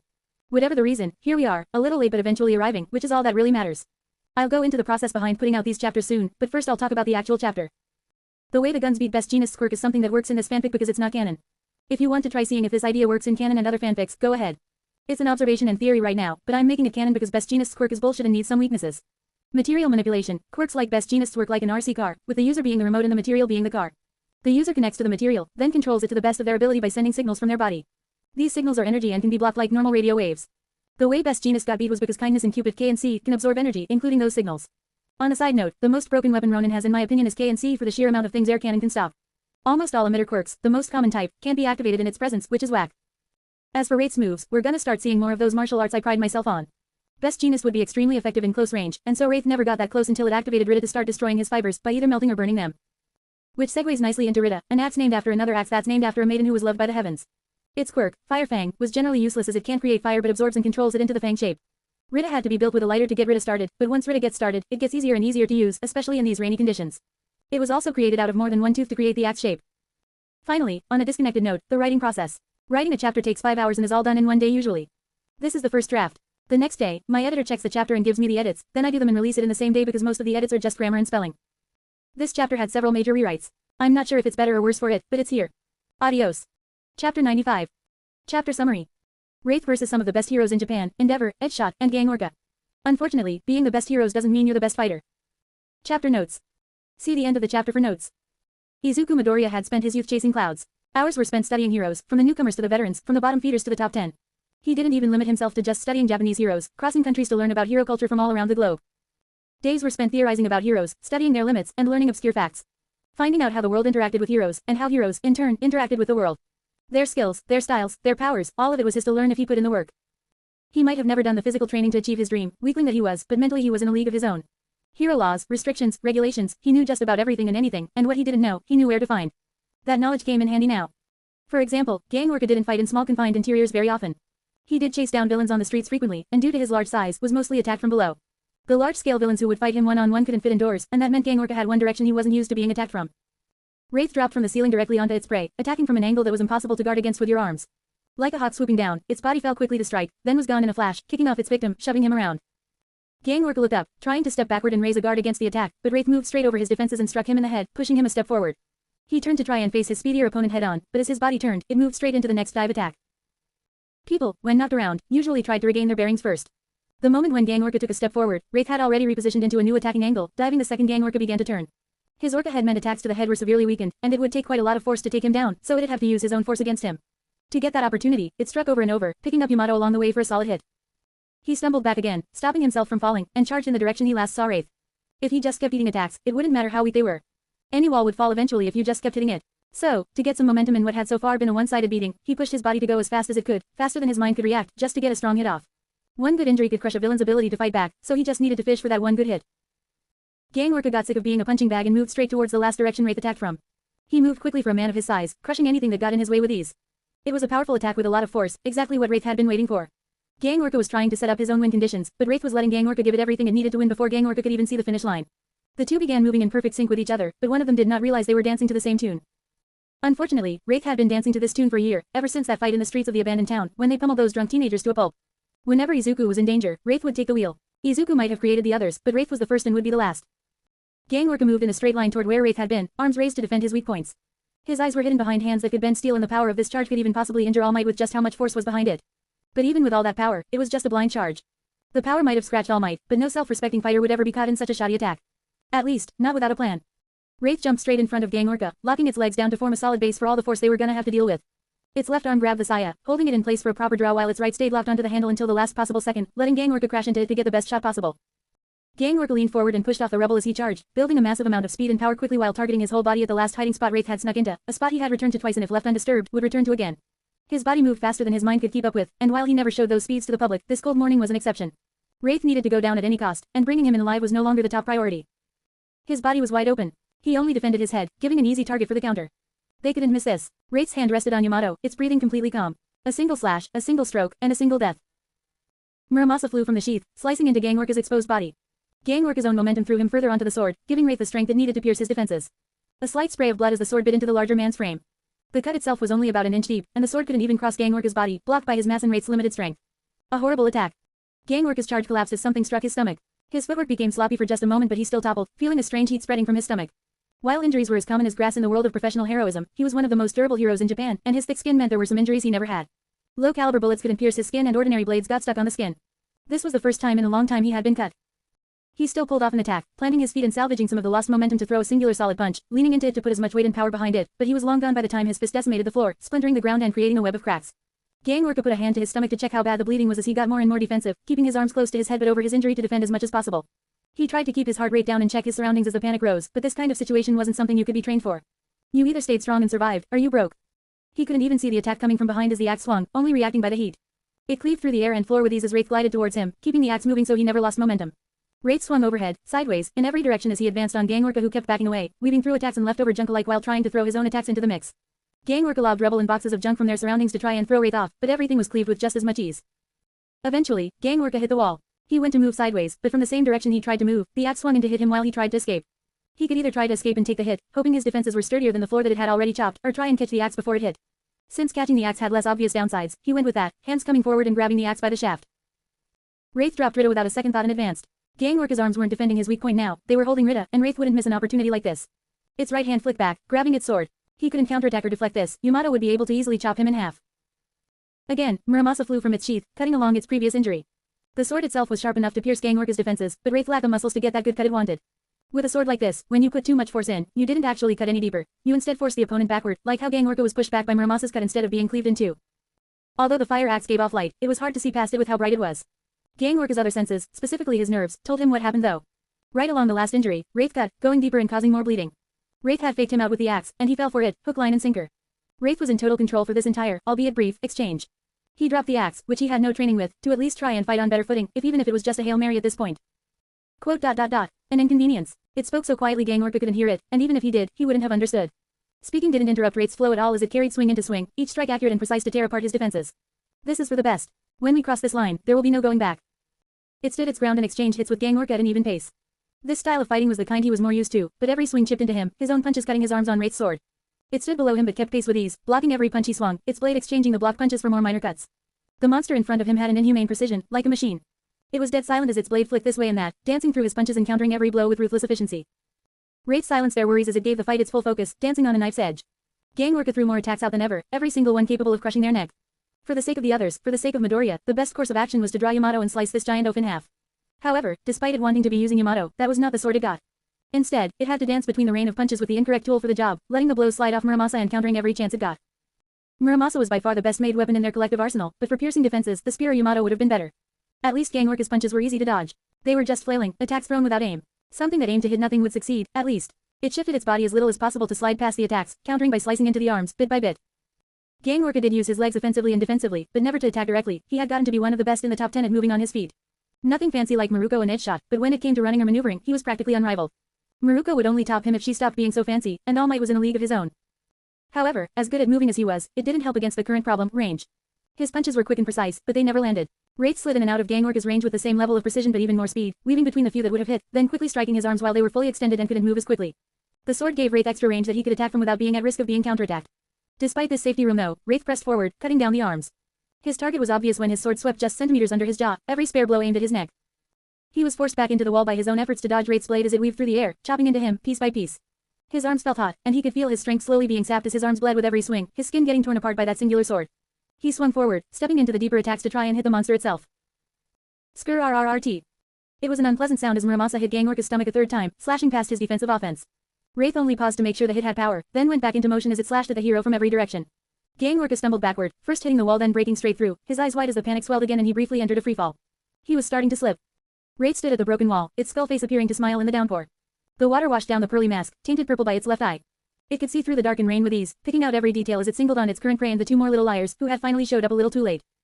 It could go for them. It could. Wraith tapped Yamato's handle idly, thinking through the exact movements and techniques it would use to get into position and kill all three heroes in a single stroke. But for some reason, for the whole fight, it didn't.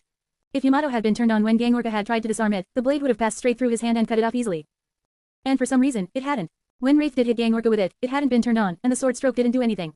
Strike one, and two more when it drew Muramasa instead of Yamato, slashing at him instead of slashing straight through him. Little moments like that had been littered throughout the fight.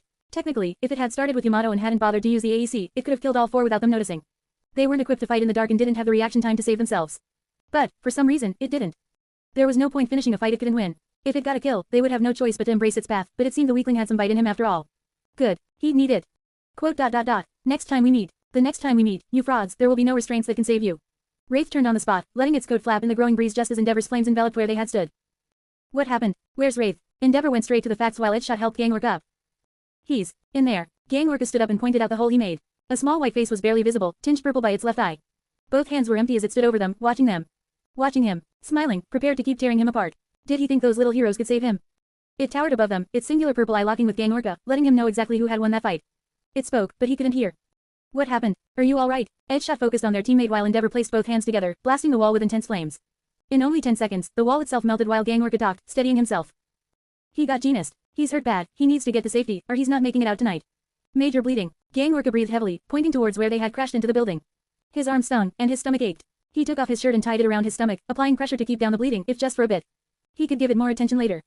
Stop talking and do something then. Headshot, go get him. Endeavor fully concentrated on melting the walls down, intending to flush Wraith out with heat or cook him alive. Either one would work, and he didn't really care which one he went with. Headshot did listen, running inside and looking for Best Jeanist who wasn't conscious anymore. He checked for the pulse and picked him up, running back outside with barely a glance back. I'll take him to safety, you two keep looking for Wraith. Are you sure? He's pretty fast, I'm not sure we'll be able to win head on without you. On his own, saying that was humbling, admitting that a villain might be too much for him. With Endeavor helping him though, it felt a little like Gang Orca was bashing them. Me. Against a weakling who can't win a straight fight against someone as weak as you. Endeavor scowled even more than before, his fires growing hotter and hotter with his emotions. Don't drag me down to your level. Alright, go. You look like you could use some help yourself. Medical's coming from the south. Headshot didn't argue and stepped up while Endeavor paused, cooling down for a moment to keep himself at full power. The rain sped this up for him, actually helping him perform better short but powerful attacks. Headshot sprung into the air, combing the scene for a trace of Wraith, but there was no trace of him inside the ruined building. Endeavor joined him in the search, but neither had the skills to notice the shadowy figure that crept through the darkness, teleporting straight through the melted wall, picking the giant metallic cross back up, then casually walking out in the middle of its own dramatic fight. Chapter end notes. This took too long. Unlike the length of this chapter, I must shut up now. Talk about the chapter. You read it, I read it, so instead of trying to summarize it or whatever, I'll just point out the obvious and try to answer any confusions in advance. It's hard to defend from directly above because the human body wasn't meant to deal with that direction, enough said. A larger amount of people than ever noticed that Wraith wasn't using Yamato, or at least, wasn't using it correctly. Nice catch. Wraith's equipment in his helmet is the most advanced tech Midoriya owns. It includes an oxygen mask, night vision, airtight seal, a quirk, and is durable as hell. It is the most durable thing Midoriya uses outside of the bodysuit. This is the same helmet Ronin stole from UA still, but Wraith took the time to sit down and figure out what all those buttons did. Seriously, I've said it in the comments and I'll say it again. These heroes are good at their jobs, but Wraith's self-proclaimed job and a professional hero's job aren't the same. They're built for different things and specialize in different fields. Wraith only fights because it's the only way Midoriya knew how to save people, and it evolved into the only thing he does. It views the hero laws as restrictions on its enemies, things it can exploit. Wraith comes off as so good because it doesn't have these hard rules. The heroes do mostly fight, especially those in the top 10, but not at the same level as Wraith. It's like a police officer versus a soldier. In really rough terms, please don't at me, I know this explanation sucks. They both do fight, but one fights to achieve their goal. The other goal is to fight. Another point is something I said long ago. I wanted to include this song and have two versions of the same song in this chapter. Kinda repetitive I know, and I imagine listening to it a second time could get annoying, but at least the second time the words are gone so it sounds a little different. This was done because, forever ago, I mentioned Ronin's theme song. Not Ronin the character, the entire fanfic. If this mess had to be summed up in one song, it would be The Only Thing I Know for Real Jetstream Mix by R30123. This song pretty well tells the story of the multiple Ronin in this story, and if you know what the song means when paired with the fight, hopefully, that second time around gives you a little hope. Stay cool amigos. Adios. Chapter 96, Resolve and Realism. Chapter Summary. Wraith gives up its own hunt to be introspective, and I have to try writing something I've never done before. I'm sorry in advance. Chapter Notes. See the end of the chapter for notes. Wraith moved away from the battleground quickly and silently, only stopping to drop off their equipment before they would head straight home. If it couldn't kill the heroes, there was no point in continuing. Not until they had a solid goal. They had been drifting in circles for too long, and there would be no more fights until they picked a direction. The roads were empty due to the heavy storm. That made getting home quite easy as it made its way through the downpour, admiring the growing thunderstorm. The lightning lit up the dreary scene, a flash of light in a world of dark. Somebody probably could have made a poem about it, but to Wraith, it was just a tactical advantage it could use to throw its opponents off guard. Perhaps the sudden contrast between the light and dark could blind an opponent and give it an extra hit. Its legs didn't stop walking until it was back at its apartment, opening the door and slipping in without so much as a creak. It crossed the apartment and washed up, looking at itself in the mirror. Staring back at him was a boy, too scared and weak to do what needed to be done. Afraid to make a choice, to either cross the line or abandon their path entirely. Incapable of killing or giving up on vigilantism. A quirkless, useless, Deku. We had them. It knew they did. He knew they did. From the start of the battle, it was only one sword swing away from cutting all four professional heroes in half. Those weak little heroes had been in Wraith's hands the entire fight, but he held it back. He didn't let it finish what he had started, go through with what they needed to do. Ikenty couldn't, he protested, unable to match its eyes. He sank to the sink, not daring to look at that mirror. Midoriya rubbed his face, trying to gather his strength in his legs and stand properly. We could have. Wraith slammed its fist into the counter, snarling. It would have been so easy. We've done it 1,000 times, and now you decide to bail out. Now that we're getting somewhere you decide to go back. What happened to reforming society and all that shit? Just lip service. Are you just another All Might? No. He slumped onto the counter, rubbing his head. No, I'm scared. It was quiet as they brushed their teeth, then returned to their room. The room they had started practicing swordsmanship in. It felt insulting to come back here after the shit show they had put on tonight. What do you want to do? Wraith looked out the window, admiring the storm. No second guesses, no cares, only results. It was beautiful. I want an answer. Nothing stupid, no excuses, I want a real answer. What do you want to do with your life? Be a vigilante. An unpaid hero who'll die in some alleyway, without anyone giving a shit. A fraud like All Might, putting on a show for an uncaring public. Say something, say anything. Wraith shouted, punching a wall from how pissed it was. Pissed at the heroes, pissed at Midoriya, and pissed at itself. Is there a right answer? That wasn't a bad question, but they both knew the real answer. Vigilantism isn't a job, it's a suicidal hobby. We can make it a job, but that'd be villainy. Wraith started to deconstruct what they knew about all three of the big options. If we keep on the current path, this will be the death of us. Quote. I don't want to die. Midoriya wasn't a vigilante right now. He was barely a high schooler right now. He was just a scared teenager, in way out of his depth, fighting people that he could technically beat but lacking the emotional experience to get out unscathed. On that line, villainy. Shigaraki's an idiot, and working for him is downright moronic. A better choice would be to see if All for One would take us. It's a solid career and choice, unlike vigilantism. Wraith pulled its fist out of the wall, admiring the broken knuckles and bleeding. 4 professional heroes couldn't even scratch the esteemed ghost, but a fucking wall broke his knuckles. That was pretty funny. Heroism. Solid career choice. We have the skills. The problem is it's shit. Just a bunch of posing and posturing with no real results. It's a bunch of bullshit, the lot of it. Neither of them wanted to be a fake and they knew it. You could go far as a hero. Or any of them better than the rest. Being hunted down for the rest of your life by the other side sounded bad, but as a vigilante, they had to put up with both heroes and villains hunting them.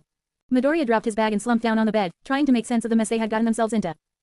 The side we choose. All for One was moving out of Japan, leaving it mostly to be a question of Shitshow Shigaraki and hypocritical heroes. All Might couldn't do shit these days, and if they just sat back, he'd probably have a heart attack and die in the coming years with no help from them. Both pillars of heroism and villainy were leaving Japan, giving no side a clear edge. Except one. One side still had its superpower, vigilantism, and the super vigilante himself, Ronin. Which side they went to could heavily affect the future and they knew it, but if he could take the pressure or not. Do we have to? We should. Someday, no matter how long you put it off, we will. They couldn't dance this line forever. Wraith knew that someday, they'd have to draw their blade to kill and there could not be a shred of hesitation, and it wanted to get over that moment as quickly as possible. If they were a hero, they could kill their opponents as the law told them to. If they were a villain, they could kill as they saw fit. But as a vigilante, they walked a fine line, being able to do neither option. They didn't follow the law, so killing would be a crime. They were trying to force others to uphold the law, so they shouldn't go around killing as they pleased. For the sake of efficiency, decisions had to be made, and the sooner the better. Quote. I don't want to kill anyone. I just want to help people. I don't want to keep fighting aimlessly. All you do is fight. You fought Stain, you fought Maruko, you fought all your way here and we both know you're going to keep on fighting. That pissed off Wraith. Nobody but Midoriya could piss Wraith off like this. But aimlessly. You're damn right we've got to stop fighting aimlessly. Fighting for a better tomorrow. That's not a goal, that's a fucking slogan. To save people. By breaking their limbs. Wraith laughed, for the first time in such a long time. Now that was actually funny. Quote. I don't want to keep fighting. I want control, sure. What did you expect, some big fight? A giant speech off and then a battle in the mind. Wraith couldn't help it, he was actually smiling now. He was a dreamer after all, and that totally was what Midoriya had been expecting. Do what you want. Be a hero. Be a villain. Be a dentist if you want. Do you want control? You can have it. I don't need it. Wraith stood up, watching the storm outside of the window, admiring how the lightning and thunder moved in tandem.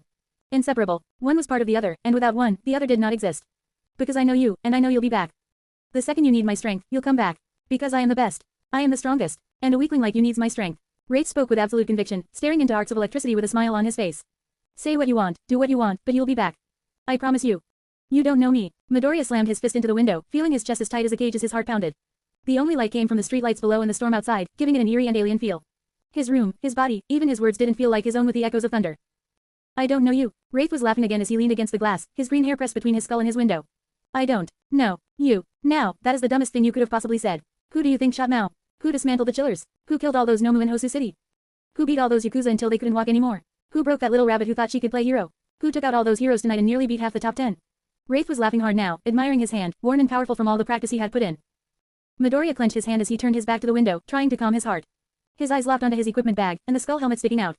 It was smiling at him now, as it had smiled at all those little fakes pretending to be heroes when it gave them the truth. It was time for some tough love for the greater good, for both their sakes. Listen here, Izuku Midoriya, you need to face the facts. You think I don't know you? After all we've been through. Why don't you crawl back to that little bathroom, and take a good long look in the mirror? Take a good fucking look. Tell me who you see when you take off that mask. Shut the fuck up. Midoriya punted the helmet, breaking his own toe with a crack and sending it careening into the wall. He grabbed his foot, clenching his teeth and swallowing down the pain that coursed through his foot. He rose unsteadily and shoved everything away just as his mom came into the room. Izuku, are you alright? What happened? She was all worried about him because of something stupid he did. It was all his fault anyway. He put on a brave face and told more partial truths. I think I broke my toe, I accidentally hit something. I think I just woke up. Midoriya smiled it off, but couldn't help his eyes drifting to the closet and the grinning skull mask that lay hidden inside just beyond closed doors. You'll be back. His next day was spent getting a hospital checkup to find out all his injuries were real, who knew? Midoriya smiled through it all like he wasn't in immense pain. These were levels of pain he hadn't had to put up with since middle school, but his body could never forget it. He lay in bed, just 15 feet away from their equipment, but he didn't bother to get it. The bloodstains coating it would just bring up things he didn't want to think about right now. Lying in his own bed and staring at the ceiling didn't give him anything to do as he rested, encouraging him to get trapped in his own thoughts again.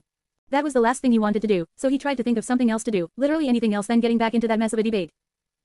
So to try and force the thoughts out he sat up, crossed his legs, and meditated to try and keep calm while thinking as little as possible. But he still thought as he sat on that tiny bed in his small room, trapped with no sounds but his own breathing and his memories. He couldn't help it, even after a year of meditating he wasn't actually all that good at it. Heroism isn't a career. The moment you start doing heroics for pay, it's not heroics anymore. It becomes a job. You can still do good things, but then you're just an overpaid police officer in an idiotic suit. Villainy could be a career, but we wouldn't do well in it. Our only skill is fighting, and I don't want to be a villain. As good as I could be, if I don't enjoy it, why did? Because of how awful professional heroism is. Even the concept of doing heroism professionally was a bad idea. It was filled with posturing egos, but there wasn't a single result to be found in professional heroism. Joining the police. The police. Joining the police wasn't even on the table. Lazy, incompetent, and useless. They would gain nothing and lose their freedom if they joined the police. Stuck under paperwork and supporting those idiotic heroes. Couldn't even use most of their weapons anymore. Villainy might have been an acceptable option if there was a side they could tolerate, a side they could join while they forced the world to change, doing heroics from the villain's side. However, All for One was leaving for America in just 2 weeks, and Shigaraki was a joke. His operation at the USJ self-destructed and would have regardless of if we showed up or not. He was behind the Nomu attack at Hosu City, and we killed most of his little Nomus. His side lacks power, it lacks focus. We could give him that power and focus. There were other criminal organizations that they could join. The Yakuza, who was even weaker than Shigaraki's little league. No, they didn't defend their own when the beast attacked. We'd just be one more pawn to them. It doesn't matter how strong we are when their ego won't let us thrive. We're not doing this to help the criminals, we're doing it to help us. Shigaraki probably wouldn't let them grow either. The problem with villains was that they didn't tend to look out for each other, judging by how Shigaraki threw Stain under the bus for his own plans. They could try and join Stain, but his agenda wasn't what they were looking for. Reforming through killing was an approach, but the concept of killing to reform was what started this entire introspection. And now the problem was starting to take shape. With all the big villain sides being bad options, it was time to look at the big hero sides, all 2 of them. The Hero Association was a mess of red tape and idiocy, with everything just serving to waste time and sell products instead of saving people. Even if it presented fewer problems than the villains, it represented the exact type of fake heroism they hated. They had once thought that heroes were infallible, unbeatable as they viewed them from below. They looked up to them, admired them, and would have once done anything to be one. They saw heroes as perfect. Then they had met them and saw them for what those fakes really were. They became Ronin, and instead of looking up to them, they were level with them. They could start to see past their facades and find the cracks in the harrowing world. They began to realize the truth and thought that heroism had become corrupted and lost its original goal, like Stain thought. Then, they surpassed it as they disconnected their emotions, took a step back, and rose above it all. Only when they looked back with a clear mind could they see how pathetic heroism was. Stain wasn't right, none of them were. All might prove that there were never any heroes, from the very start. All for One might have been pushing an agenda with his words, but Midoriya was a bright kid with an internet connection. He could do his own research. The last big side he could join was UA. They talked a big game about creating and changing the world of heroism, but they had seen the heroes it produced. Idiots like All Might, villains like Endeavor, and everything in between. Anyone could talk about improving, but the results they showed. He saw the UA Sports Festival and saw that not one person had changed since he fought them at UA, proving the next generation was as doomed as the last one. A society that couldn't learn from their mistakes was doomed to collapse, and heroism has its head stuck so far up its own ass it can't be saved. It's better to stand back and let it burn to the ground. UA definitely is the least bad option, but that doesn't mean it's good. It still has all the problems of modern heroism, but it meets my goal of trying to reform society. Together we could try to shape the future of heroism through methods other than fighting, help create a better tomorrow without direct actions and save more than they alone could ever help. That furry fucker even is the perfect opportunity to test it out, giving Ronin a week with his students at UA's summer camp. We'll go and see how the hero students have changed since their last meeting and how willing they are to keep changing with a direct approach. Then, I can make my decision. There's no point in rushing this. Midoriya nodded and stopped his muttering debate. He had a plan now to use going forward. He had some time left to recuperate and could try to drop by Recovery Girl to get healed so he could do his best at the summer camp. It probably wouldn't work, but he wouldn't know unless he tried. He jumped up from his meditation with clear confidence, put weight on his broken toe, and confidently decided he could check out Recovery Girl after he laid down for a while. Chapter and notes. Yuzati Yahtzee, this chapter was also pretty short. Sorry, this is a new field for me and I'm testing things out. Bigger chapters are coming. Yo, this chapter got released early and what was released was the incorrect and incomplete version, like the one that my editor hasn't looked at. This version of the chapter was released so early it was missing half the chapter.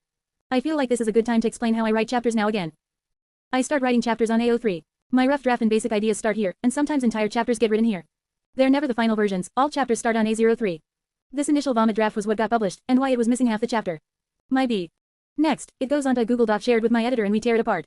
The full chapter is written and edited in that Google Doc. After that I copy-paste it back onto AO3 and write the notes. This chapter looked complete because sometimes I write the notes in advance. For example, the first line of this fanfic where I say Yahtzee Yahtzee was written on the 23rd of March. All in all, big oof. I hit the publish button instead of the save as draft button and then had to go to my math class, otherwise I prob would have noticed and taken down the chapter before anyone read it. Then everyone read the first version and I didn't want to delete comments, so this mess was released. It's been an adventure getting here. My editor still hasn't read the whole chapter and hasn't even started editing it, but here it is. Sorry if there was any confusion, there will be a prompt about this next chapter. For now, adios, till we meet again at my next fuck up. Chapter 97. Chapter Summary. Bob Stevens was an idiot and posted an unedited half of a chapter. Not even a whole chapter. God, he's dumb, why are you reading something written by someone that dumb? Chapter notes. So, as in the chapter summary, I accidentally released a chapter early. Big whoops. I could have edited the chapter, but practically no one rereads a chapter, so I had two options. Both are actually pretty good, now that I think about it, but both are also dumb. If you read chapter 96 and it had a blurb about how I fucked up, congrats. You probably read the full version. I recommend going back one chapter and quadruple checking, but that's cause I can't remember anything. Now I'll shut up. Enjoy. See the end of the chapter for more notes. Nezu sifted through the reports at the third emergency meeting and looked between each of the pro-heroes standing before the Hero Association. Japan's best and brightest now stood before them, tired, drenched, and hungry, without a single glimpse of the heroic ideals or confidence they were supposed to represent. They had woken up before even the crack of dawn, fought 4-on-1 against a single terrorist with no backup, and utterly failed in every sense of the word. A challenge that no one had previously thought would have been difficult. For God's sake, they sent 4 of the top 10 heroes in Japan, dozens of pros as backup, and a bomb squad against one villain and a bomb threat. Not only did the city get destroyed, not only did almost everyone who was sent in get knocked out before the fight even started, but the villain had gotten away unharmed after tearing one of the best heroes in Japan in the world to shreds. This couldn't be covered up. At least half a mile of road was destroyed, along with dozens of buildings. Over 50 heroes had been involved with this incident and even more first responders. It was a gigantic mess that no one wanted to touch, but they needed to handle it quickly. Luckily, for him at least, UA didn't have to raise a hand. This was all out of his jurisdiction. The hero agencies and various heads of departments involved would be forced to deal with the reconstruction if the city decided to even bother. It would be both easier and cheaper to just clean it up and rebuild nothing except the road, if even. At least nothing had gotten too dark, from a certain perspective. The Hero Association didn't know how, but somehow not a single person had died during the entire fight. The homeless that usually lingered around the area had been evacuated hours before anything dangerous happened. The first responders had been knocked out and moved to a safe location in what should have been only minutes before the pros had arrived, instead of either being killed on the spot or left to die by the AEC's blast. That alone took a serious amount of skill. The large-scale fight with no deaths, the presumably single-target skill in taking down so many opponents in a short time, and the presence of what had definitely been an AEC, all pointed to one person that Nezu had his eyes firmly on. That person was someone he simultaneously did and didn't want it to be for complicated reasons, but those thoughts could wait until after the debriefing. If the debriefing ever finished. Both Best Jeanist and Gang Orca couldn't even keep up with one criminal. Endeavor scowled at Gang Orca, the only one of the two heroes he was lecturing who was present. I can understand you fucking it up, but Best Jeanist. It's insulting. None of us could keep up with Wraith. Gang Orca rubbed his arms which were coated in gauze from the hundreds of nicks he'd gotten during the fight. I seem to remember all of us chasing him Endeavor, and you didn't do any better than the rest of us. The battle of egos had already been going for 20 minutes with each hero trying to shift fault, both for their own pride and for their finances. Somebody's agency was going to have to pay for most of the repairs, but if they could worm their way out of the responsibility, it wouldn't be them. Truly, they were the glory and pride of the harrowing world, arguing before the lawyers even showed up. Nezu zoned back out of this mess to focus on another mess. Wraith, and his very brief speech. Quote, I am here from the guild. But did that mean a guild as in some organized group, or was the name of the organized group, the guild?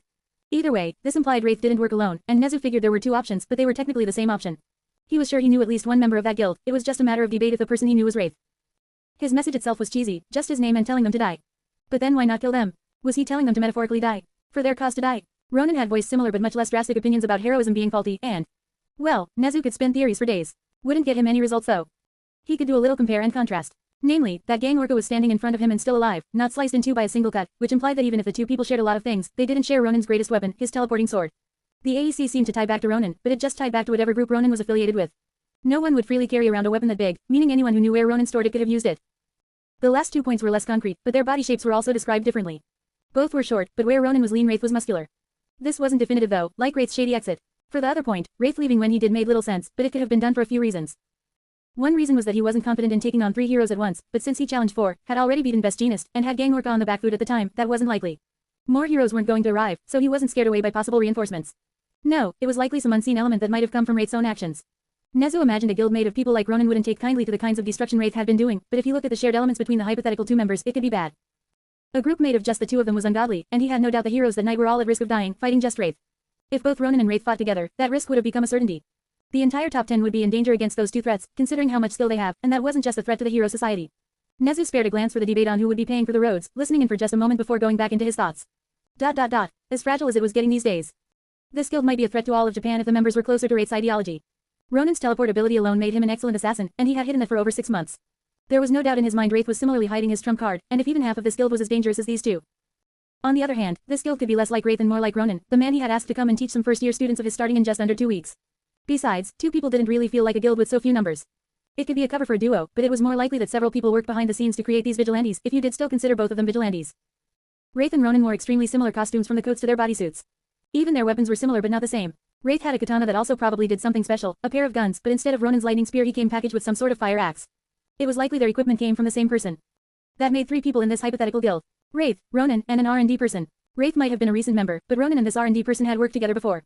When Ronin came to design his support item in person, he had given tips on the creation but he hadn't helped build any of the technology himself. He also took the blueprints, so he wasn't as likely to make the advanced weapons like his guns and sword himself. How long had the guild been operating? How many members were there? Nezu had so many questions. He smiled at the thought of a new mystery and challenge, right up until his phone buzzed unprofessionally in their meeting. He glanced up to see that the debate was still raging on before turning away slightly as he checked his phone. Did he leave it on? No, it was set for only very important messages, but this sound wasn't for any states of emergency. He skimmed through the reports and stopped dead, staring blankly at his phone. He blinked, wiped his eyes, and stared at the alarm before his smile shifted from the fake one he usually had plastered onto the genuine article. Just the man he was looking for. Midoriya really didn't think it'd be as easy as just walking into UA and going to see Recovery Girl. Made him feel kind of stupid for not doing it earlier when he hurt his shoulder, but at least there still were people at UA when school was out, including his favorite UA employee. He needed some help with directions, but in the end, he arrived at the nurse's office. He wasn't quite sure how this was supposed to go, so he knocked but opened the door himself anyway. Usually, when he went to the nurse's office at his old middle school, he got an ice pack thrown at his head or told to stop faking it and get back to class. He was wearing the full disguise, including the cloak, the hat, and especially the umbrella. He had been using the umbrella as a cane, so when he accidentally put weight on his toe it would hurt less, as poorly thought out as that was. Seriously, he just manned up and didn't do anything when his shoulder was dislocated, but a broken toe sent him hobbling to Recovery Girl. He had some priorities to reevaluate. Wraith looked across the office. Everything was neat and orderly. Everything had a purpose, a reason to be there, and it fulfilled that purpose. The beauty of efficiency. Sitting at the desk across the room was a real heroine, the genuine article. He approached steadily, tapping the umbrella to alert her to their presence. It's a good day to be seeing you, Recovery Girl. You say that, but why do people only seek me out when they're having bad days? Recovery Girl shook her head and turned to face Ronin, giving him the look over. That walk says you're having a bad day right now. Sit on the bed, I'll be over in just a moment. How goes the suicidal life? Badly, I'm not dead yet. He walked to one of the beds, sitting on the edge and looking around the room at all the details. I'm at least getting my sleep now. At least, and what is this? She finished writing and slid off her chair, walking over and tapping his right arm with her cane. Still got that injury from firing that big gun I see. Midoriya couldn't help smiling and rubbing his neck awkwardly. It was like his mom was scolding him again, he couldn't exactly get defensive. Right on the money. I got a few more, but that's probably the big one. Recovery Girl shook her cane at him as she spoke to hammer the point home. You know this place isn't for just anyone, right? It's supposed to be for UA students and staff, but here you are. Going to refuse me after coming all this way? How cold. He laughed as she glared at him, giving him a whack upside the head before kissing him for his bullshit. Quote. Thank you. You managed to avoid Nezu this time. He's out at some meeting for some new big villain. Seems like they're crawling out of the woodwork these days. She shook her head while Ronin balanced himself, sitting back and getting into a meditative position. His toe was still sore and his shoulder still ached, but since he had been healing naturally, it didn't take as much energy as it would have for a fresh injury. He kept his breathing relaxed and took out what seemed to be his favorite food in the world at this point, another energy bar. Seriously, every time he put on the Ken outfit, he seemed to get stuck eating these things. Just more work to do. The irony of the situation was not lost on him, but by focusing on the pain and breathing, his poker face became practically impenetrable. Other than from an ironic angle though, her words were still true. Despite all their efforts, the crime rate still existed and was going to keep existing for years. They took down so many every single day, but more just kept coming. It was never ending and that gave heroism, as a job, longevity. But was it still heroism if you were only doing it for the money? Heroism should be rewarded, yes, but modern heroism was going beyond just being rewarding. It had become a profession that was paid too much to do so little. It was also the reason they should probably get out of this trade. It would never end, every victory was only temporary, only lasting until the next idiot with a strong enough quirk tried something stupid. Bridge R ring tilde. Bridge R ring tilde. Recovery Girl turned away from him and started doing her job again, answering the phone and returning to her papers. Midoriya closed his eyes as he breathed, losing himself to the calm for a few moments as he planned out his short-term future. No fighting. He was trying to pick a direction to go from here, and it wouldn't do to have him muddying the waters. To at least pretend to be impartial, he'd sit back and watch. Plus, he wanted a break. Those kidnappies wouldn't save themselves, sure, but sometimes someone else could save them. He was tired. Training. He was supposed to train some UA brats, but he hadn't been given any details that were worth a damn. Hopefully, he could pick his own students so he could check up with Kaminari. He wanted to see how his old pupil had developed since they parted ways. To help their student, they themselves would have to have something to teach him. They would need to improve and develop skills worth learning. This should be done before the start of camp, and for the sake of time, it would have to be a skill they already had. What could they teach him? Their swordsmanship, sewing, parkour. Sewing. Oh yeah, he and Eiko were supposed to hang out sometime during summer break. Shit, this was definitely the fault of bad planning. If someone had at least put that on a calendar, they wouldn't have this problem, but no. That would have been a good decision, and they didn't usually make those, like not killing Gang Orca when they had the perfect chance right in front of them. He was getting distracted and his mind was all over the place. Myodiri rubbed his eyes and went back to meditation. The quirk that healed him made him tired, so it was hard to get that focus you were supposed to have while meditating, leaving him distracted and his thoughts drifting. He needed to take a step back, clear his head, and... Nezu wants to speak to you, Diri. Midoriya's head snapped up as she woke him up, his attention snapping back just to drift back as he realized who he was going to have to talk to. He took one last deep breath and stood, taking the phone from Recovery Girl. What is it now, Nezu? Wraith's foot tapped quickly as he leaned on the desk. He wanted to get this over as quickly as possible, and if Midoriya hadn't wanted to stay longer to talk to Recovery Girl, they would have insisted they left as soon as they were fixed up. Manners be damned, all because of this rat. He would have done almost anything to avoid this rat. After waking up, his headache became a touch worse, making their mood much, much worse. Don't be so friendly. I just wanted to have a little chat. You get 5 sentences, and run on sentences count as all 5. Hurry up. His head was killing him, and he wanted to deal with the task of balancing his vigilante work with checking up on Eiko. Every time Nezu got involved though, Ronin got caught up in more and more stupid shit. This time probably wasn't going to be an exception. Well, that's comforting. 1. Alright, do you know about Wraith? That prick, yes. Just thinking about Wraith pissed Midoriya off, trying to kill the top 10 heroes. Just for a challenge. If it succeeded, they'd be the most wanted criminals in Japan. If it failed, they'd probably be dead at best. For all its talk of efficiency, Wraith was an idiot. Do you work with Wraith? Debatably. Wraith was trying his best here, but Midoriya couldn't be bothered to meet him halfway, the giant coward he was. What was the Hero Association going to do if he killed a few of their precious top 10 heroes? Send more of them to die. The Hero Association had powerful members, sure, but what did you do when the big guns weren't big enough? Nothing. They're a poorly thought out organization of rich idiots, sitting on their asses and raking in money for not doing anything. Didn't think you'd admit that so easily. 4. When would you be available to come in and talk with me? I'll come in early on the day of the camping thing, and maybe then you'll explain what you actually want me to do. Goodbye. Midoriya handed off the phone to Recovery Girl and went back to failing at meditation, feeling even more tired than when Recovery Girl had used her quirk to heal him. He just wanted a moment of peace and quiet, but he also never seemed to give himself any time for that rest. Midoriya eventually stopped his internal rant over his own bad decisions. The past couldn't change, so it was better for him to learn from his mistakes and use them as a platform to build off of going forward. Would he succeed? Probably not, but he could try. Speaking of probables, it was probably best that he got going and rested at his house for a little bit. He'd pretend around his mom that his foot was still injured and assure her that he'd still be spending a week away in advance, so he'd have longer to convince her that even with his injured toe, he could go. If he wanted to stay true to his word and stick with his plan, he'd have to go to the camp, so that would need to be worked out first. Midoriya stretched, voicing his thanks to Recovery Girl, who was still on the phone, and stepped outside the office. He had too much to think about, so if he could straighten out everything, that would make things so much easier for him. He couldn't keep dealing with problems as they came up, forcing him to adjust on the fly. He needed to plan some things out. He rubbed his face to try and work on the growing headache he was developing. Getting to the camp came first. It was too important for their test for Hero Society to come any later. After that, training in Eiko. Training could be done whenever, so he'd ask Eiko first and plan around her schedule. Look at that. A nice, clear plan. Efficient. Only took 30 seconds, and half of that was just clearing his head. He was feeling better already. They really should stop running in circles, only getting through problems by the seat of their pants. No plan might survive contact with the enemy, but that implied that there was a plan in the first place. Finally, they were starting to see things through. Finally, they were starting to think. They moved quickly now, united by that nice little plan and finally finding a little focus. Midoriya smiled despite how tired he felt, walking through the front doors and out across the courtyard in quick time. He could practically already feel his bed. There was a large group of people standing around in the UA courtyard who looked vaguely familiar, but with how tired he was, that could be anyone from Katsuki Bakugo himself to somebody he met in elementary school. Midoriya moved around them while marveling how big some of them were. Seriously, one even had an orca head. That was pretty cool. He barely noticed a thing as he walked past them, thinking idle thoughts about sleeping for the next 20 or so hours. Midoriya looked over all the people in hero costumes and suits with blank thoughts, letting his mind slip away from reality. He could force himself to focus and think about what was going on here, but what was the point? He didn't have any big fights right now, so he might as well just relax and think small, light thoughts as he made his way outside. He looked straight past all these people at the gate out, marveling that there were so many people in a school during a vacation. Did this happen a lot?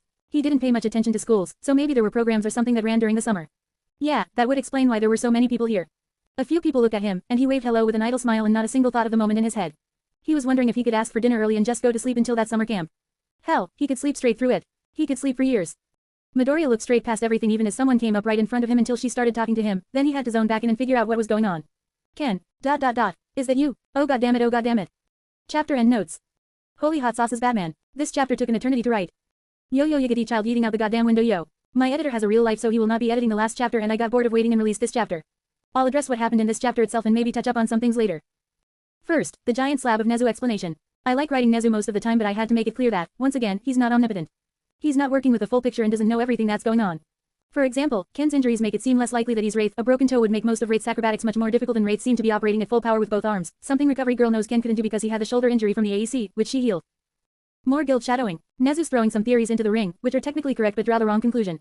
For example, Ronin didn't ever actually help design any of the technical aspects of the gunshot sheath he had commissioned at UA and only offered fighting advice, making it seem unlikely that he designed his strange teleporting sword. I'm hoping this makes sense and doesn't feel like it comes from left field, but I want to establish these things clearly. Shame I'm probably failing. Tone. I don't like writing dark tones and my editor didn't like reading it, so I'm trying to tone it down while keeping Wraith in the picture. We're gonna see Wraith as more of a character going forward instead of the evil one, or at least, that's the plan. Wraith isn't going to disappear and isn't going to have a drastic personality shift, he's just not taking over the chapters anymore. Relationships are what make stories good, and Wraith's relationships can't just be either disinterest or hatred forever because that's boring. A different complaint and a rant that no one outside of writers on this website specifically care about, so if you don't care, hey, thanks for reading my notes this far. Means a lot to me. Tags. Tags are those things that you have to attach to a fanfic so that people can search for it like Vigilante Midoriya Izuku, or the relationships inside so that people can find fanfics that relate to what they want. You can read through them and see what the fanfic's about, what it focuses on, and what you can expect going forward. You're supposed to put in tags that are relevant to your story and not make jokes all the time throughout the tags. Jokes can be saved for the description that is literally right below the tags. If you put it in the tags, it wastes the reader's time reading useless jokes that doesn't tell them what's actually going on in the story they might or might not read. A minor complaint is people putting in every goddamn character that appears. This isn't a writing tip, but I've seen people list every goddamn member of Class 1A as a character when they could instead write one tag of Class 1A and move on. Tags are meant to outline things your story is focusing on so readers better understand what the story is about and quickly decide what they want to read. They are not at chapter 0 and shouldn't be 10 times the length of the description. That's all the relevant stuff. Hope this mess makes sense and it improves going forward. Adios. Chapter 98. Chapter summary. Midoriya tries really hard and fails even harder to get out of a conversation. Chapter notes. See the end of the chapter for notes. Ken. Is that you? Oh goddammit. Oh goddammit. Ken. Did he know again? Tons. Kenjutsu. Kendo. Can't God give him a break. Alright, that last one bad, but he really didn't want to start a conversation here. He thought he knew who it was and he desperately hoped he was wrong. Probably. Not sure. Could be All Might. You never know. There, that was stupid and obvious enough it should answer any questions. Time to leave. He kept on his lazy smile and went to leave right as the person in front of him tried to throw out a kick. It was supposed to resemble a front kick but someone hadn't started properly, making it much slower and weaker than it should have been. Wraith snapped into focus, zeroing in on that kick. It came from the ground in a straight line towards him, so he first stepped out of the way of the kick to ensure his own safety, then followed up with a counterattack by hitting this person's rising kick with his own sweeping kick, hitting her leg from the side and pushing it away from his body while allowing him to follow up with more kicks easily. It took a step back to give itself more room to kick, looking over its opponent. She moved forward to tackle him with amateurish technique, both arms splayed out. This attack was so wild and all over the place Wraith didn't bother to counter and instead weaved out from under her flailing arms, stepping back and away from the group to give itself a clear visual of what was happening. It's you right. You're alive. ... What? He looked over the person in front of him, taking in more than the movements and planning how to best deal with incoming attacks to actually see who or what he was dealing with, but deep down, he already knew and just really wished it was literally anyone else. He would have even taken Bakugo right now instead of her.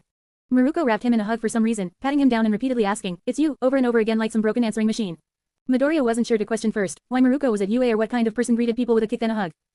Looking over the crowd that was gathered inside UA's gate showed that it was most of the top 10 heroes. All Might wasn't there and was probably still inside and Best Jeanist should still be in a hospital. Endeavor, Gang Orca, and Edgeshot were all in the middle of arguing and wouldn't notice him even if he was still wearing the Wraith outfit. A few spared him glances, mostly to see what Maruko was doing to some random old guy. The top 10 heroes seemed to have gathered at UA for some reason, but when he had a second to think, it was easy to figure out they were discussing something about Wraith. UA had meeting rooms, All Might, and state-of-the-art security. Best place for meeting about a new villain on the block and all the shit he blew up. Yes, it's me. Don't you know what personal space is? He shook his head as he placed his arms on her shoulders and took a step back, locking her eyes with his bandana. Last time they had been this close. He didn't want to think about that, the coward. What did you expect, a ghost? Maruko blinked a few times at him as it slowly sunk in that yes, he was a real human being. If only Bakugo had figured that one out his life would be all the better for it. Maruko's face then lit up for some reason as she stepped up, ignoring his personal space and giving him a few heavy thumps on the back. He'd have bruises tomorrow, and he just got healed. Yeah, you are. You really are. He didn't understand what was happening or why she was laughing, but he'd just be grateful to get home in one piece at this point. The other heroes who didn't have anything to do focused on them, making this mess even worse. Oh, Maruko, who's this, your dad? Now that was just insulting, they looked nothing like alright, they were both short, but that was the end of it. Who said that? Hawks, the laid-back one. Wraith had thought he might give them trouble in a fight but that the storm would weaken him, but he never even showed up. He seemed incapable of taking things seriously, a useful note going forward. I am Ken, I have ears, and you can ask questions about me to me. Brief, polite, and to the point. All they could ask for. Well, maybe a little more polite, but they were heroes. They deserved it. He bowed as he spoke, taking a moment to step away again before his back gave out. On second thought, he should have just let Maruko answer the questions while he slipped away. Damn, that insight was a little late. We're not related, we just know each other from outside work. Maruko sounded extra emotional about this for some reason. Everyone's attention switched to her again while Midoriya began to slowly slip away. Hey old man, that was pretty rude. They were professional egos after all. A good uppercut would fix that, and if they got the positioning right, the flyboy who said it might be flying in his dreams for a bit. Hawks didn't have any increased physical durability, so it would only take one punch. What's with that cheesy outfit? You an actor on some History Channel? Just retired, and trying to avoid attention. By stating their intention, it made it clear what they wanted to do. To drive that home, Wraith would even outline it further. Which I must say, while I'm honored talking to the top 10 heroes in Japan, is not helping me avoid attention. I'll be taking my leave now. He didn't want to be caught up in their pace, so Midoriya made sure he never even entered it. This was just like a fight, but instead of lives being at stake it was his sanity and free time, things that right now had to admit sounded way more important to him. If he was starting to value downtime over human lives, he really did need a break. He broke off with another bow and turned to leave, forcing out the last of the attention he had. Midoriya had been awake and forcing himself to run in top gear since 1 in the morning, when he had to set up the fight with the pro heroes. Then he busted his foot like a dumbass and had been up ever since, going to the doctor to get it checked out before coming here. It was 5 in the afternoon and he was tired. He was hungry, he was sleepy, and he was sick of doing things. He wanted to relax for just a minute, and he needed to get out of here before Nezu showed up. That's why he set out with such determination, heading straight for the gate without another word. That's why he felt himself dying inside when Maruko kept pace with him and kept talking to him. You're alright, right? What are you doing here? Presently, I'm leaving. I'm alright now, thank you very much. Piss the fuck off. I wanna die. Stop talking to me so I can run home and pass out. He didn't want to be a dick but he was not in the mood to put up with this. I'm fine now, just came to see Recovery Girl. Recovery Girl? Her ears perked up, and taking a guess based on her expression she was thinking too much. You know her. How far back do you go? Wait, you're fine now. What happened? So many questions. Seriously, calm down. He didn't have the energy to deal with anything otherwise. I just got a few injuries in a fight, nothing of concern. You got injuries in fighting? With who? She was definitely overestimating him if she thought he never got hurt. As Ronin he got hurt all the time, he just never showed it. Wraith never got hurt, because unlike some idiot he actually paid attention during fights and didn't kick helmets with his bare foot. It's not that surprising that I would get injured. I got some when I fought you. His eyes flicked to the other heroes who were seeming to tail them, deliberately leaving out details like who won or who he fought. I'm not invincible. Just answer the question, Ken. At least he got out of UA and away from Nezu, but now he was sure at least Hawks was following behind them. Hawks seemed to be interested in messing with Maruko, so if he could ditch Maruko, Hawks would follow suit. That put him back at square one of trying to get rid of one person. Coworker's a strong word. Someone in the same industry as me. A coward's answer for a cowardly man. Fitting. What problem would come from answering Wraith? It didn't connect them so there was no harm in it, but he was so scared he couldn't even offer these weaklings a hint of how close they truly were. Or maybe the weakling couldn't admit it, even to himself. It was the safer decision. The less connection between them the better. Even if he became a villain, he wouldn't use Wraith's name because of how famous it was going to become. Even lasting as long as he did against the top 10 heroes was impressive, and he didn't want more top 10 heroes to show up on his first job. Plus, they might ask for his help arresting Wraith if he became a hero and if they knew that they had some sort of connection. Like a rival. You have a rival. She was dumber than they thought possible. She didn't know that you didn't have to be rivals to fight, right? In industries that involved fighting, people got into physical fights over differences of opinion like Endeavor and All Might. Well, they did that because they were idiots, but the principle behind it was still true. Maruko fought other heroes all the time. Wait, did that mean she thought she was their rival? Even he had to admit that Maruko would not be a hard fight. He beat her 3 times with no weapons at UA and once with what boiled down to a fancy baseball bat as coward. Quote. I suppose, though he's more like an ally I don't like. A rival could be an ally, but just saying they were rivals alone wouldn't cut it. Wraith chuckled at the thought. However, they had humored her for long enough and it was time to finish this conversation. What is it that you actually do, Mr. Ken? Midoriya's focus shifted to the second person tailing him that he hadn't even noticed, the Dragoon hero Yukio. Why was she here? She probably was either starting to recognize their voice from their days as Ranger, was interested in talking to Maruko, was interested in talking to them, or some combination. All that really mattered was that it was inconvenient and would need to be resolved quickly. These days, try and fail to avoid attention. He forced a smile, but he was trying to make it clear as politely as he could be bothered to that he didn't want to walk around with a bunch of top 10 heroes. Seriously, this was getting annoying, if only he could put this off until he was awake and aware. Well, to be fair, they weren't fully awake and weren't even close to fully aware, otherwise they would have thought of this sooner. I'm sorry, I'm pretty tired right now. How about we meet up later at the usual place and go from there? Really? You mean it? I mean, Maruko coughed and tried to regain the casual confident air she hadn't had the entire time she was talking to him. Yeah, I guess I can make some time for that later. When's good for you, old man? So he was back to just being an old man while she tried to look cool. He enjoyed that his eyes were covered so he could roll them as much as he pleased while he sorted through possible dates. He had 12 days left before the summer camp. Tomorrow and Sunday he'd spend with his mom, leaving 11. Throw in Eiko in that left 10, but he didn't know when that would happen, so the sooner the better. 2 days. I'll see you at the bar. They waved goodbye, clearly and finally ending this waste of time. He moved down the street quickly before he descended into the sewers and drew his favorite sword, covering ground in record speed as he bolted through the tunnels. Maruko waved goodbye to Ken with a smile on her face, still wondering what could make that guy so tired. Home trouble, big fight, work. Sue Maruko Tilda, Hots floated next to her, easily keeping himself at one height with his wings. Who's that really? Come on, give me detail so. Hey. Yukio smacked his head while shaking hers. What are you, 12? Don't be so immature about it. Hey, you wanna know too, I know it. Yukio didn't deny Hot's accusation, driving his point home more. See, now, Maruko, come on. Spill it. At first Maruko was going to blow them off, but then she started thinking harder. Quote. I tilde ink a martial artist. Hot stared at her with what started as a blank stare but slowly grew into a smirk. Quote. You don't actually know, do you? He's really good at fighting, even better than me. And he gives really good old man advice. Quote. So, what's he actually do for a job? Maruko's silence spoke volumes. Quote. I think he's a martial arts instructor. He's really good at teaching and explaining how to fight. Really? Hey, think he'd give us a lesson if we asked? Hots laughed while Yukio thought it over. Quote. Would he, Maruko? Yukio didn't really use martial arts, she spent most of her fights as a dragon after all, but that didn't work in tons of scenarios. Any fight indoors she had to rapidly start and stop shifting to only partially get the effects of her dragon form, otherwise, she'd grow too large and would damage either the building or herself. Martial arts would be a welcome addition to her arsenal. It sounds like it could be useful. What? I don't know. Why don't you ask him? Maruko was definitely getting flustered, which was what Hots was after, but Yukio wasn't that immature. Alright, it was a little funny, but it wasn't her main goal. Seeing the usually cocky and confident heroine get defensive about something was at least an interesting side to see. Quote. Alright, by the way, what bar was Ken talking about? Chapter end notes. Yo, so my editor needs to rework his schedule because I have a timeline for releasing these and I can wait no longer. I've got it all planned out and that means I'm going back to my old release schedule until he gives me an actual schedule. These next chapters might be a little rougher because of that, sorry. I had a big tangent about rivals, and we find now Midoriya's biggest rival. Also Midoriya. Wraith was meant to force Midoriya to make decisions and choose his own path, forcing him to think through his actions and plan ahead. He has the same end goal but the opposite style as Midoriya, and the two force each other to grow. Rivals come and go, and something that made me sad is how only like 2 people pointed out who Wraith really is. In my egotistical opinion, Wraith is just a better version of Stain, and that's why I can't praise myself. I get a big head and start saying stupid shit like that. Wraith is at least an improved version of Stain, and the final battle between Wraith and Midoriya is focused on how Wraith is an improved version of Stain. Both want to improve heroism through violence, using killing as a way to force the Hero Association to change its ways, but Stain is blinded by some heroes. He sees All Might and wants to try and change the system while Wraith looks past All Might, seeing that while the system can make heroes, it's the people that go into heroism who become the good heroes. In other words, professional heroism turns great heroes into good ones into bad ones, and bad ones into villains with licenses. Wraith doesn't want to try and salvage the hero industry, he wants to completely destroy. He wants to become a villain so powerful that society itself destroys heroes and creates something new, something better. Something that uses the police so they aren't lazy, that looks for the good and makes them better, that helps everyone. Midoriya wants to reform hero society, slowly improving it and transforming it into a better place. No one has to get hurt and they can change the world for the better while saving it themselves without the need for violence and threats. Both want to change hero society but in opposite ways, making them great rivals.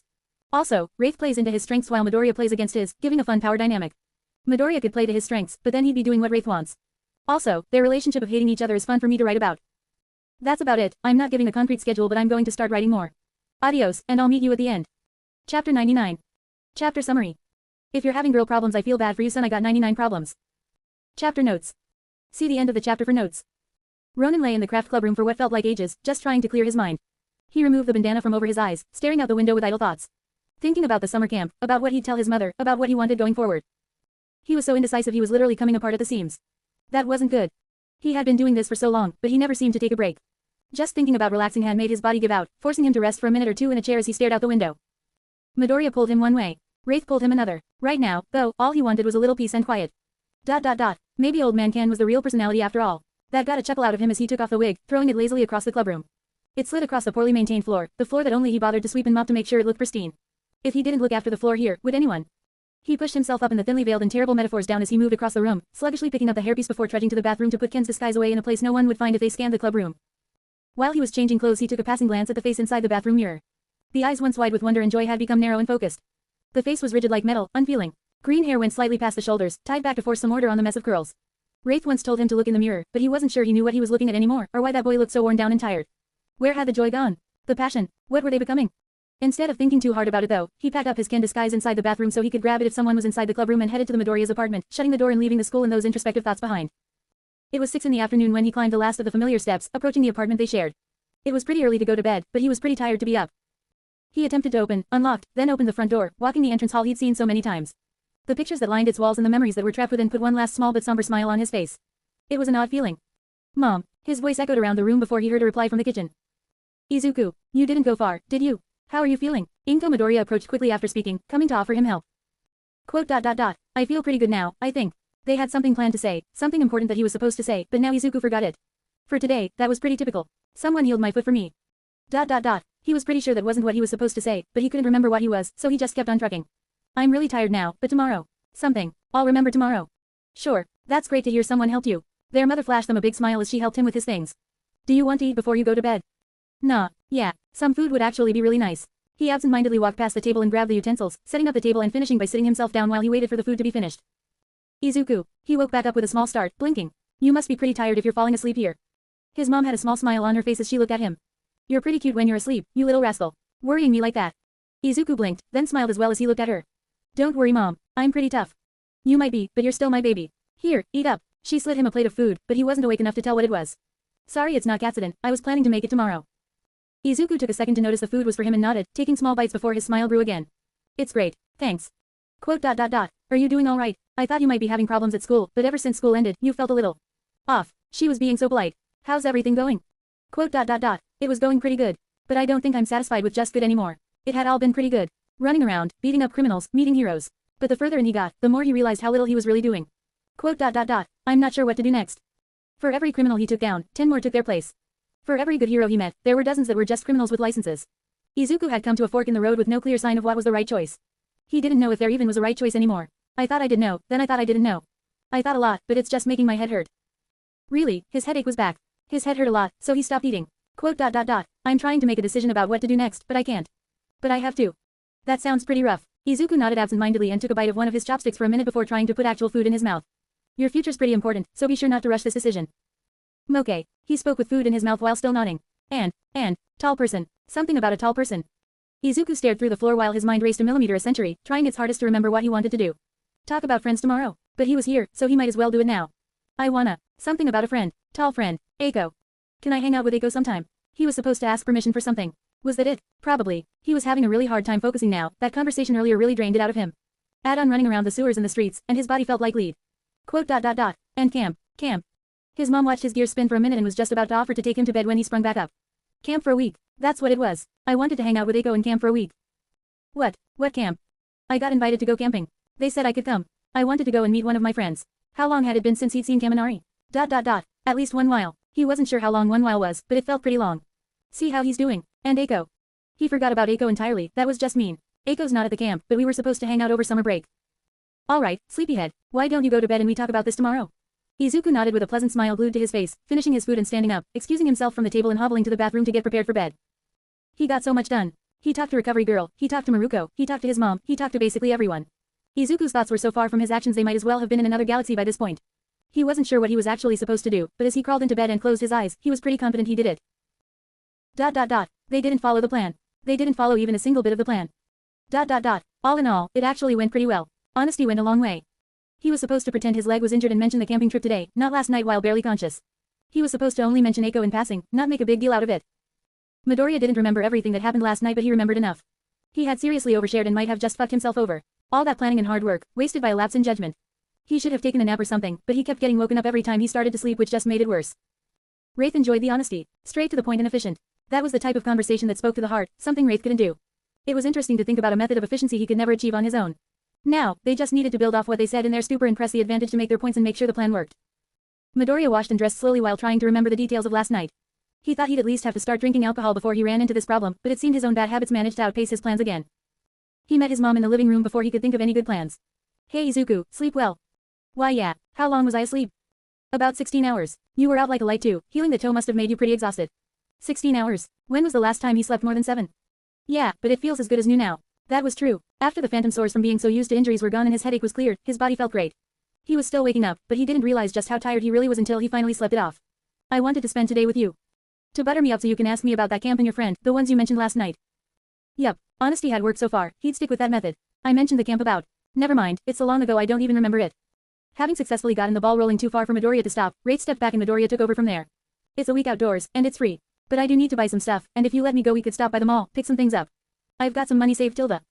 Inko looked over them with one eyebrow raised, seeing straight through all their bullshit in a single expression. You know, your father's quite the charmer. It's good to see you've got some of him in you. Tell you what, you buy breakfast and I buy lunch. Midoriya breathed a sigh of relief and nodded. It's a date. Chapter and notes. Yo man, whoa man, writing this chapter felt nostalgic. It's short, it's dumb, but it's here and more is coming now. Some housekeeping real quick. First off, my editor is dipping out for good. He says he's planning to come back and edit chapters but he's going to go one chapter at a time, meaning these chapters should go back to the release schedule of whenever I feel like it and will not be edited. He's a great guy and a great editor for someone who's doing it for free, especially since I asked him randomly to do it without telling him how often I release these. He's been a big help even if he killed my motivation to write a couple of times, but he really helped my writing style change. I will be editing these chapters more because of him, so even if you never read these, thanks. Chapter 97 is edited. Not much change, but as of April 7, 2021, Chapter 97 has been polished up and is ready to go. I'm returning to my old writing style. This whole chapter was written inside AO3 in 4 hours and in one sitting, so sorry if there are problems with it.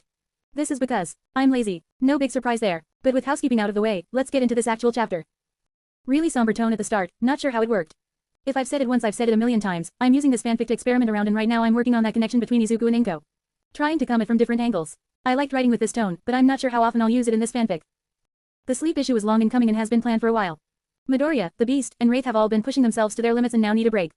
The mental problems weren't caused by the overworking and sleep deprivation but they sure were helped along. For the end of the chapter, just making jokes about honesty being the best policy. The straightforward nature really is good for getting your point across and reaching an understanding, huh? Well, true to writing the old-fashioned style, I'm tired and gonna publish this now without a good ending at midnight. Adios. Chapter 100. Chapter summary. Midoriya keeps his plans going by the seat of his oversized clown pants. Chapter notes. See the end of the chapter for notes. Any of these look good to you? Midoriya held a couple of shirts, placing each over his body to give his mom an idea of what it'd look like if he wore it. Quote. Well, they all look bad in their own ways. His mom managed to stifle her laughing while looking at her choices with her hand, but she couldn't stop the smile that showed on either side of her hand. I'm starting to think you're picking the worst options on purpose, Izuku. Would I do that? Next up was the hot pink one that looked disgusting with his hair. How's this? Does it bring out my eyes? That got a few laughs as she rubbed her head. Aren't you supposed to be looking for camping equipment?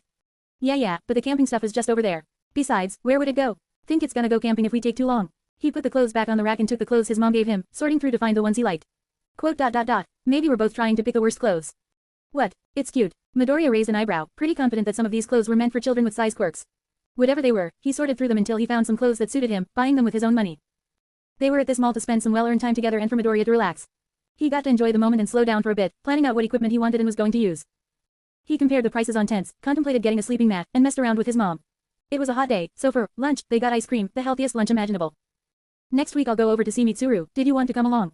Katsuki might be there. Midoriya didn't even bother to stop chasing the droplets of melting ice cream at that guy's name, instead doubling down on making sure no ice cream was wasted by the heat of the day. Nah, I've got plans. But give my regards to Aunt Mitsuru for me. He laughed off the idea of poking fun at Bakugo and seeing how much he hadn't changed, but he could do that at the summer camp. No reason to get into a fight early. Alright, his mom said with a shake of her head, still slightly worried. If you have anything on your mind Izuku you can always talk to me, you know. Don't worry, the only thing on my mind is how much ice cream you're letting melt. He pointed with a finger, chuckling at his mom's surprised gasp as she started eating faster. The pair wandered up and down Musudafu before ending it in a very familiar bar. It was a little weird coming to Gigi's bar, a place he'd only been to recently as Ken. He did first find this bar through his mom though, so it only made sense that the two of them would return someday. If the food wasn't great, after all, he wouldn't have kept coming back for more. I'll have roast beef, potatoes, and carrots. He checked the menu to see if there were any specials going on tomorrow, and to see how much money he should bring. He was just going for a meal and to catch up with Maruko, not to sign up for more teaching. Not pork. Who are you and what did you do with the real Izuku? His mom chided him with cheap jokes so bad, it was like he made them. He'd probably use that one sometime later. They ate their appetizers over light conversation, sitting at one of the tables instead of the bar side that Ken favored. Wait, if he thought about it, if he really wanted to get away from Maruko, why didn't he just eat at one of the tables? She couldn't eat and talk to him at the same time if she was at the bar and he was at the table. How tired was he normally that he couldn't even figure that out? He laughed at his own stupidity, especially since it wouldn't do him any good tomorrow. He was coming here specifically to meet her, so there was no point in sitting at a table. He really did need a plan for these things, even if he didn't listen to it, just to see all the problems ahead of time and think of solutions that probably wouldn't work. He glanced up at one of his plans that went awry, this date with his mom. He had spilled the beans early and was supposed to try and get her to agree to his bad ideas here, but she had already agreed to them. Now he was just here to have a good time. How is it, Mom? Enjoy the date? He asked as he played with his chopsticks, smiling through it all in spite of how childish he looked. I don't know, it wasn't that classy. Mom put a hand to her chin, thinking through the day with a mischievous smile as Izuku snickered. Making me pay for my ice cream was a downer, but the breakfast was alright. 2 stars. What is this, a hotel rating system? You're an expensive date. Your dad said the same thing on our first date. Guess some things never change. She stared out the window, thinking through the past until her memories were disrupted by the arrival of food. Ah, thanks. It looks lovely. You're outdoing yourself, Sozu. Izuku thanked the bartender as well and both dug into their meals, content to enjoy their food in friendly quiet. It had been a good day, and Midoriya wanted to enjoy every single moment for as long as he could. He unlocked and opened the door, letting his mom go inside first. Such a gentleman. Escorting a lady home, maybe I can raise that rating up to 2.5 stars. I live to please. He bowed grandly before his mom burst into snickers, ruining the overly fancy talk they had kept running all the way home. Thank you for today, Izuku. I really did have a great time. She gave him a big hug and a pat on the back before stepping back and looking him in the eye. I'm not entirely sure I like you going camping for a whole week after you just got healed, but I will support your decision. Quote. Thanks. He didn't break away from the stare down and smiled his best for her. They stayed staring just long enough for it to get a little awkward. Well, I'm gonna call Eiko and set up a time to hang out now. Have a good time, sweetie. He went off to his room still smiling, and a little unsure why. The phone rang once, twice, 10 times without an answer. This is the right number, right? Midoriya checked to make sure he was trying to call Eiko. Yep, he got the right person. He'd just have to leave a message. The phone beeped to take his message. Hey, this is Midoriya. I'm calling too. Click. Hey Midoriya. His hand slammed into the wall as he heard Eiko's quirk. But it didn't sound like Katsuki anymore. It sounded kind of like. Wraith always knew he was a coward and was getting a pretty good laugh out of this. Wraith knew Hero Society would fear his name for years, but even little Midoriya was scared. How cute. Hey Eiko, you're using your quirk again. How's it going? Sorry, I'm pretty good. He patiently waited for her to continue the conversation for a few seconds, but it was pretty clear she froze up. Again, he was starting to think she had heard her phone ringing but didn't answer it out of. He wasn't really sure why yet. Alright, happy to hear it. You said you wanted to hang out over the summer. Did you still want to do that? Yes, I'd really like that. He had to hold the phone away from his head to stave off her enthusiastic shouts as her volume quickly increased. It became clear again that he'd be the one leading this conversation when she didn't even try to continue it on from there. Cool, I'm not good for tomorrow. Do you have any days that don't work for you? Any day that's really good for you. Thursday would be great, please. At least this time he was prepared for the sudden shouting. Quote. I mean Thursday would be a good day for us to meet and stuff, not that I couldn't do Thursday. Don't worry, I understand. He was prepared right until the second time she shouted. She stopped talking, so he naively thought it was safe to put the phone back to his ear. Thursday, meet up at your house again. Yes, consistent volume, it seemed, was something he'd never get. A shame. Bye. And right after she was at her most quiet she switched to her most loud. Of course, anything else might make sense, wouldn't want that. Midoriya checked, noticed that Eiko forgot to hang up, and finished the call. At least he finally had a plan that had all the durability of tissue paper, he couldn't wait to see how this one went wrong. Next up was Wednesday, and dinner with Maruko. Eventually. Wraith planted his feet on the soil, eyes closed as he listened intently, letting the first overtake him. The wind that rustled the leaves, the chatter of birds, the stream flowing, it all served to set him at peace. His breathing was slow and steady, calm and paced. The serene style he rarely bothered to use set his mind and heart at ease. His chest rose and fell rhythmically as he lost himself in his surroundings. The sun trickled through the leaves, warming him up. The wind tugged at his clothes, pulling every which way. He stood still, letting the world wash over him while he enjoyed a small piece of serenity. Maybe if he enjoyed it enough, he could take even just a tiny bit of it with him. To be calm was not a part of Wraith's nature. This was a foreign experience to the world it usually emerged in, a whirlwind of pain and noise as it was forced to fight to keep them moving. Right now though this world wasn't a whirlwind, just a gentle breeze. The shouts and screams of men being torn apart were just in his memory. His eyes slowly opened, looking over the scene in front of them. It was peaceful, just like that shopping trip yesterday. That trip had been so out of Wraith's element all he could do was sit back and watch.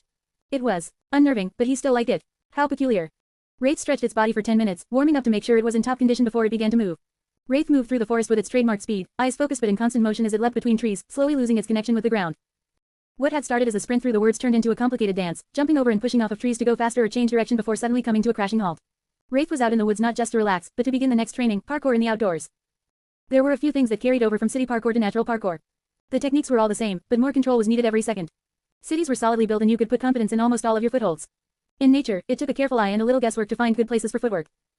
That was why he kept crashing in the middle of his intricate dances. Footholds that looked solid proved otherwise.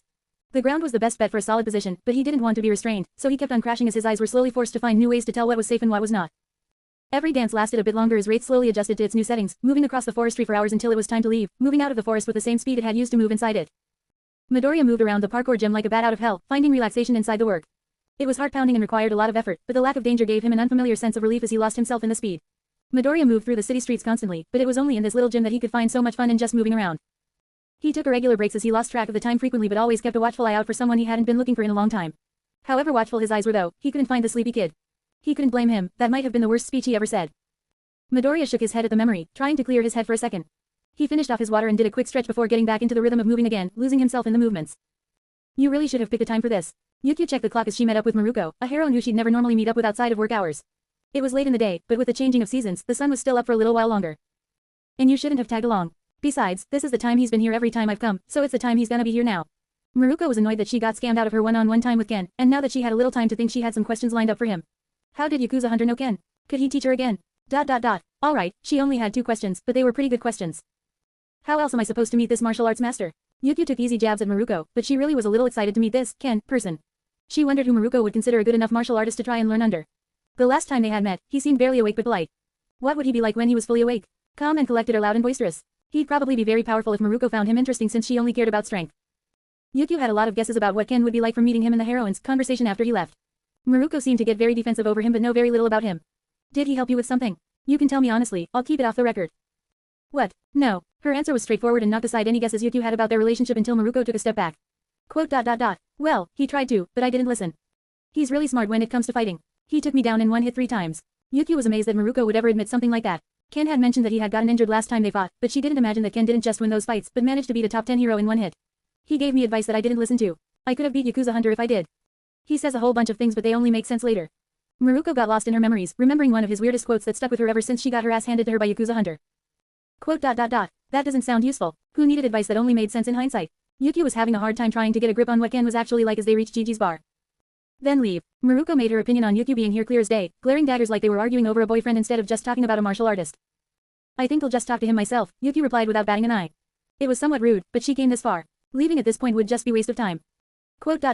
Just don't make me look bad. Maruko stopped glaring at Yukio as the two entered the bar and approached the old man sitting at the bar side with a menu in hand. Chapter End Notes.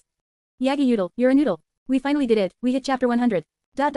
Yeah, I've got nothing to celebrate at this time. We've actually had fan art made about this fanfic since then, but on such short notice, I haven't asked permission to use any and don't currently plan to out of laziness.